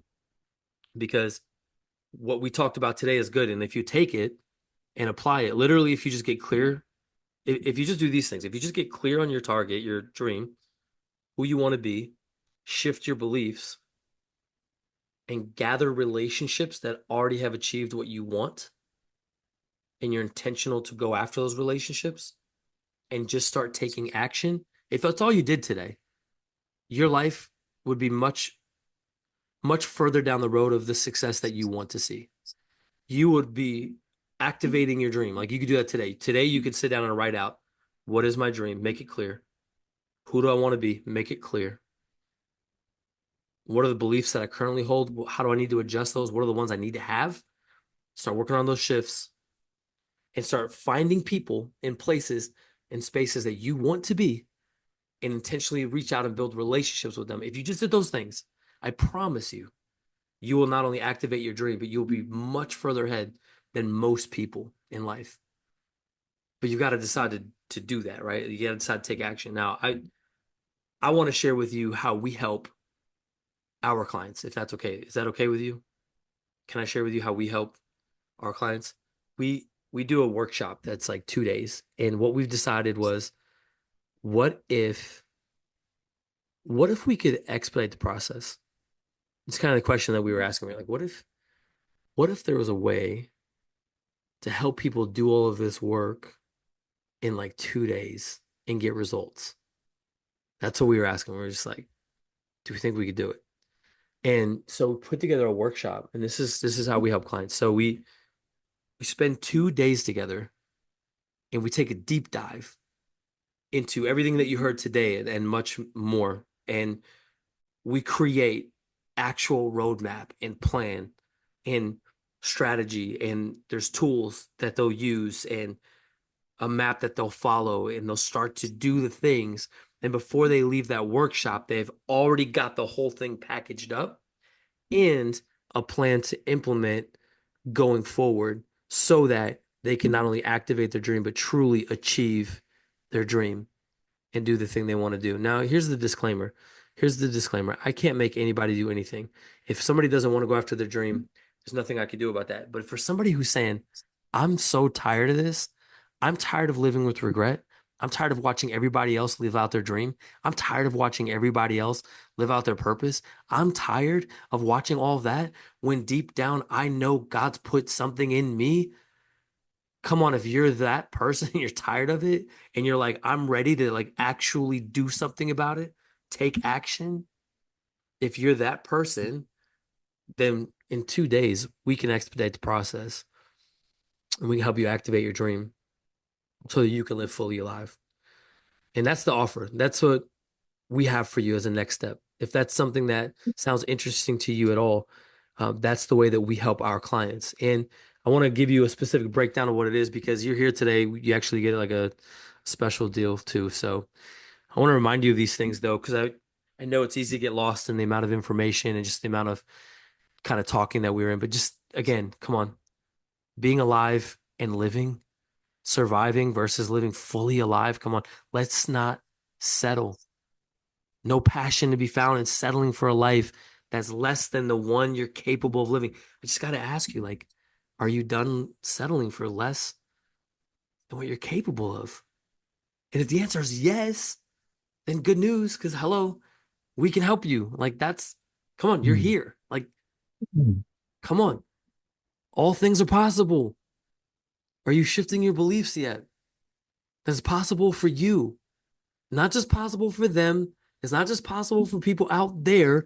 It's not just possible for some people. It's possible for you. Come on. Don't be afraid to dream big. So here it is. This is your dream. Today you can walk away from here and decide, I'm going to do that someday. And you know deep down inside that that day is never coming. Or you can say, I'm going to do it now. I'm going to take action. Like Chris said earlier, I went to that $12,000 meeting when I didn't have the money, because I knew I just needed to do it and figure out the rest later. Right? Like Diego was talking about, people deciding to be great. Man, sometimes it's painful. Sometimes there's sacrifice involved. Sometimes it requires the grit to keep going and to take action, but you have to take action, because nothing's going to change if nothing changes. Right. So like, you got to look at your dream and say, man, what am I doing? Am I changing anything to make this a reality? I think being here is a big part of that. Congratulations for that. That's awesome. But like, what are you doing from here to activate your dream? Your dream is worth it. You are worth it. And you are worthy of that big dream. So here's what it looks like. We're doing a special offer for a 2-day implementation workshop, November 1st and 2nd, 10 a.m. to 2 p.m., kind of like today. I'm going to take 4 hours for 2 days and just do a deep dive personally. So we'll do like one-on-one with you, walk through all the details, answer questions, help you navigate, really build out a plan that's personal to you to help you activate your dream. And that's everything from where you are to like where you want to be, and just kind of help you understand what that looks like. It's a vision breakthrough blueprint that we do individual coaching on. That's a part of this, right? And this is going to help us really get clarity on what is that thing that you want to do based on you, your personality, all kinds of other things that we take into account. And we do a deep dive with you, and we walk away saying, here's the goal. And so if you're one of those people and you're like, man, I have an idea, I kind of know what it is. Here's the area, here's kind of the space, but I'm having a really hard time getting dialed in. This is for you. It's going to help you get dialed in, no questions, ultra clarity, removing all that fear in the process. The Bold Steps Transformation Kit. This is going to help you do all of the things necessary, no matter where you've been or what you've done, to become that person. Come on, we're going to help you become that person. All the things necessary so that not only does the dream get activated, but you achieve it because you're becoming the person necessary to make that work. So there's a lot involved with that. And that's going to be a part of the 2-day workshop. We're excited about that. These are all things that we do individual coaching on. Confidence Compass and the Connection Catalyst. You heard us talk about relationships. One of the things that we're going to do in this space is help you before you leave have already reached out to and built some form of relationship with the people necessary. We're going to help you identify those people. We're going to help you find them. We're going to help you reach out, teach you how to reach out. We're going to help you get those things started, all of those things, and help you learn how to get into these types of relationships, how to manage them, and how to steward them, and how to become one for other people. This is a really important one. This is something that we spend a lot of time on. We're excited about that. This is going to be a tremendous help for you. The Dream Activation Toolbox. Leave equipped with the toolbox in hand. Come on, ready for immediate action. We want you to be able to do that immediately. The whole point of this is we said if we can expedite the process, you can leave after 2 days and know exactly what to do, when to do it, where to do it, and be in your way. Be in the path of your dream. Be in the thing that you know you're supposed to be doing with your life. And then we have a lock screen bonus for you outside that's personalized just for you as well. But all of this stuff, guys, these are each different coaching things that we offer, but we've put all of these things together plus this other exclusive bonus. This one's crazy. People told me not to put this one in. I did anyway. This one's awesome. Speaker Blueprint Coaching. This one is going to help you create a keynote speech around your dream. The reason why this matters, Warren Buffett said that if you could learn how to communicate and speak and talk in front of people, you could increase your revenue by 50%. I believe that if you know how to communicate, you can expand your influence and expand the reach of your dream, whatever that is, exponentially. And so this is literally designed around creating a keynote that can become a whole bunch of other things, as well as streams of income on top of whatever your dream is. This coaching is literally a $10,000 coaching. We're putting this one in for free because you're a part of this. If you see value in these things and you're like, I know I am supposed to be activating my dream. I'm tired of sitting on the sidelines. I want to do this 2-day workshop that's going to be hands-on. It's going to help me actually walk out after 2 days and have everything I need to go activate my dream, live fully alive, and stop letting fear hold me back and live the life I was created to live. Listen, if that resonates with you, and this is something that you've been saying, nodding your head like, yeah, I want that. I need that. This is good. Come on, we want to offer this to you. This is obviously, you see the numbers. This is a value of $19,000, but we're not going to do that because that's not what we're here for, guys. We want to be able to give this to you guys at $699.7 today. This is literally the best deal we could give you guys. And we took a bunch of stuff, discounts off for you guys so that you can have access to it. So if you're like, yeah, it's time for me to pull the trigger. Yeah, it's time for me to activate my dream. Yeah, I'm done sitting on the sideline. That's me. I want to go after this thing. This is the 2-day workshop. This is where we can expedite the process, personalize the plan, send you on your way, activated already so that it's not just thinking about doing something. It's a real plan and you'll be moving in your dream. 6997. That's the offer today. If that's something that intrigues you at all, I'm going to put the link in the chat so you have it. And this is where you'll be able to sign up and get connected. And anything that you need is going to be right there. It's literally activatingdreams.com/workshop. That's it. activatingdreams.com/workshop. When you get to that website, you're going to be able to get signed up, see all the information that you need. And once you get signed up, you're going to get the emails, everything necessary to get started. You're going to have access to me. You're going to have access to the workshop itself. And then anything that you need, you're going to get put into a private group. We'll be able to talk, answer questions, all of those things. This is what we came to offer you guys. I hope that you've seen the value. I want to share one last story with you, and then I'm going to just, man, thank you for your time and thank you for being here. But here's what I want to share with you. There was a story about this family a long time ago, and this family was in Europe. So this is like a long, long time ago, like think before airplanes.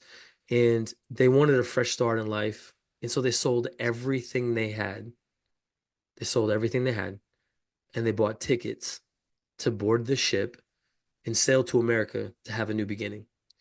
And the day finally came where they would board the ship. Now they had a little bit of money left over where they bought some snacks to hold them over on the journey. And so the day came and they boarded the ship, and the captain met them and walked them to their room. It was a small room at the bottom of the ship. And every night they would hear people dancing and singing and eating in the banquet hall. And they would be sitting in their little room, eating their snacks, hoping for the new day in America. And this would happen like day after day, night after night, until one day the captain announces, we've landed in America. We finally arrived. Everybody's excited. Come on, it's America. You know, they're leaving the ship. They can't wait to go. And as the family is leaving the ship, the father stops the captain and he says, "Sir, how much would it have cost my family for us to be able to have access to the banquet hall, to eat and to dance and do all the things that so many others were doing?" And the captain looked at him surprised and shocked and said, "Sir, you had access this whole time and your tickets were all inclusive." And the reason why I'm saying this story, the reason why I'm sharing this with you is because so many of us, we settle for this small, tiny room of mediocrity when we have access to the banquet hall of life. We settle for this when we have access to that, and we think that that is just for everybody else. But the reality is that is for you. It's for you. It's for your family. It's for your future. It's for the life that you could live. And so we're inviting you to be a part of this workshop because we believe that for you, and we want you to believe that for you. We want you to be able to step in, come on, crush fear for good, come on, activate your dream, and truly live fully alive. That's available for you. We believe that for you. I hope that being here today has been a value add for you. I hope that there's been some things that you've picked up that you've said, man, this is beneficial. It's going to help my life. This is going to help me think different. It's going to help me make some different decisions. It's going to help me navigate some things from here. Even if you didn't do the workshop, you should have some level of a map to move forward, some next steps to take. But if you come to the workshop, we're going to knock it out in 2 days, a full plan, and step into your purpose. Anyway, thank you guys so much. We're so glad that you were here. Thank you for your time. Love you. We believe in you. If there's anything that you need, I will give just a couple minutes for Q&A. If you have questions, you can type it in the chat. And after like 2 or 3 minutes, if there's no questions, then we'll call it a day. We'll wrap it up. You have the link where you can get started, dreamactivators.com or activatingdreams.com/workshop, and you can get started today. So if there's any questions, man, I got 2 minutes for you guys for Q&A. If it goes longer, we can go longer. But we just want to make sure we have space for any questions.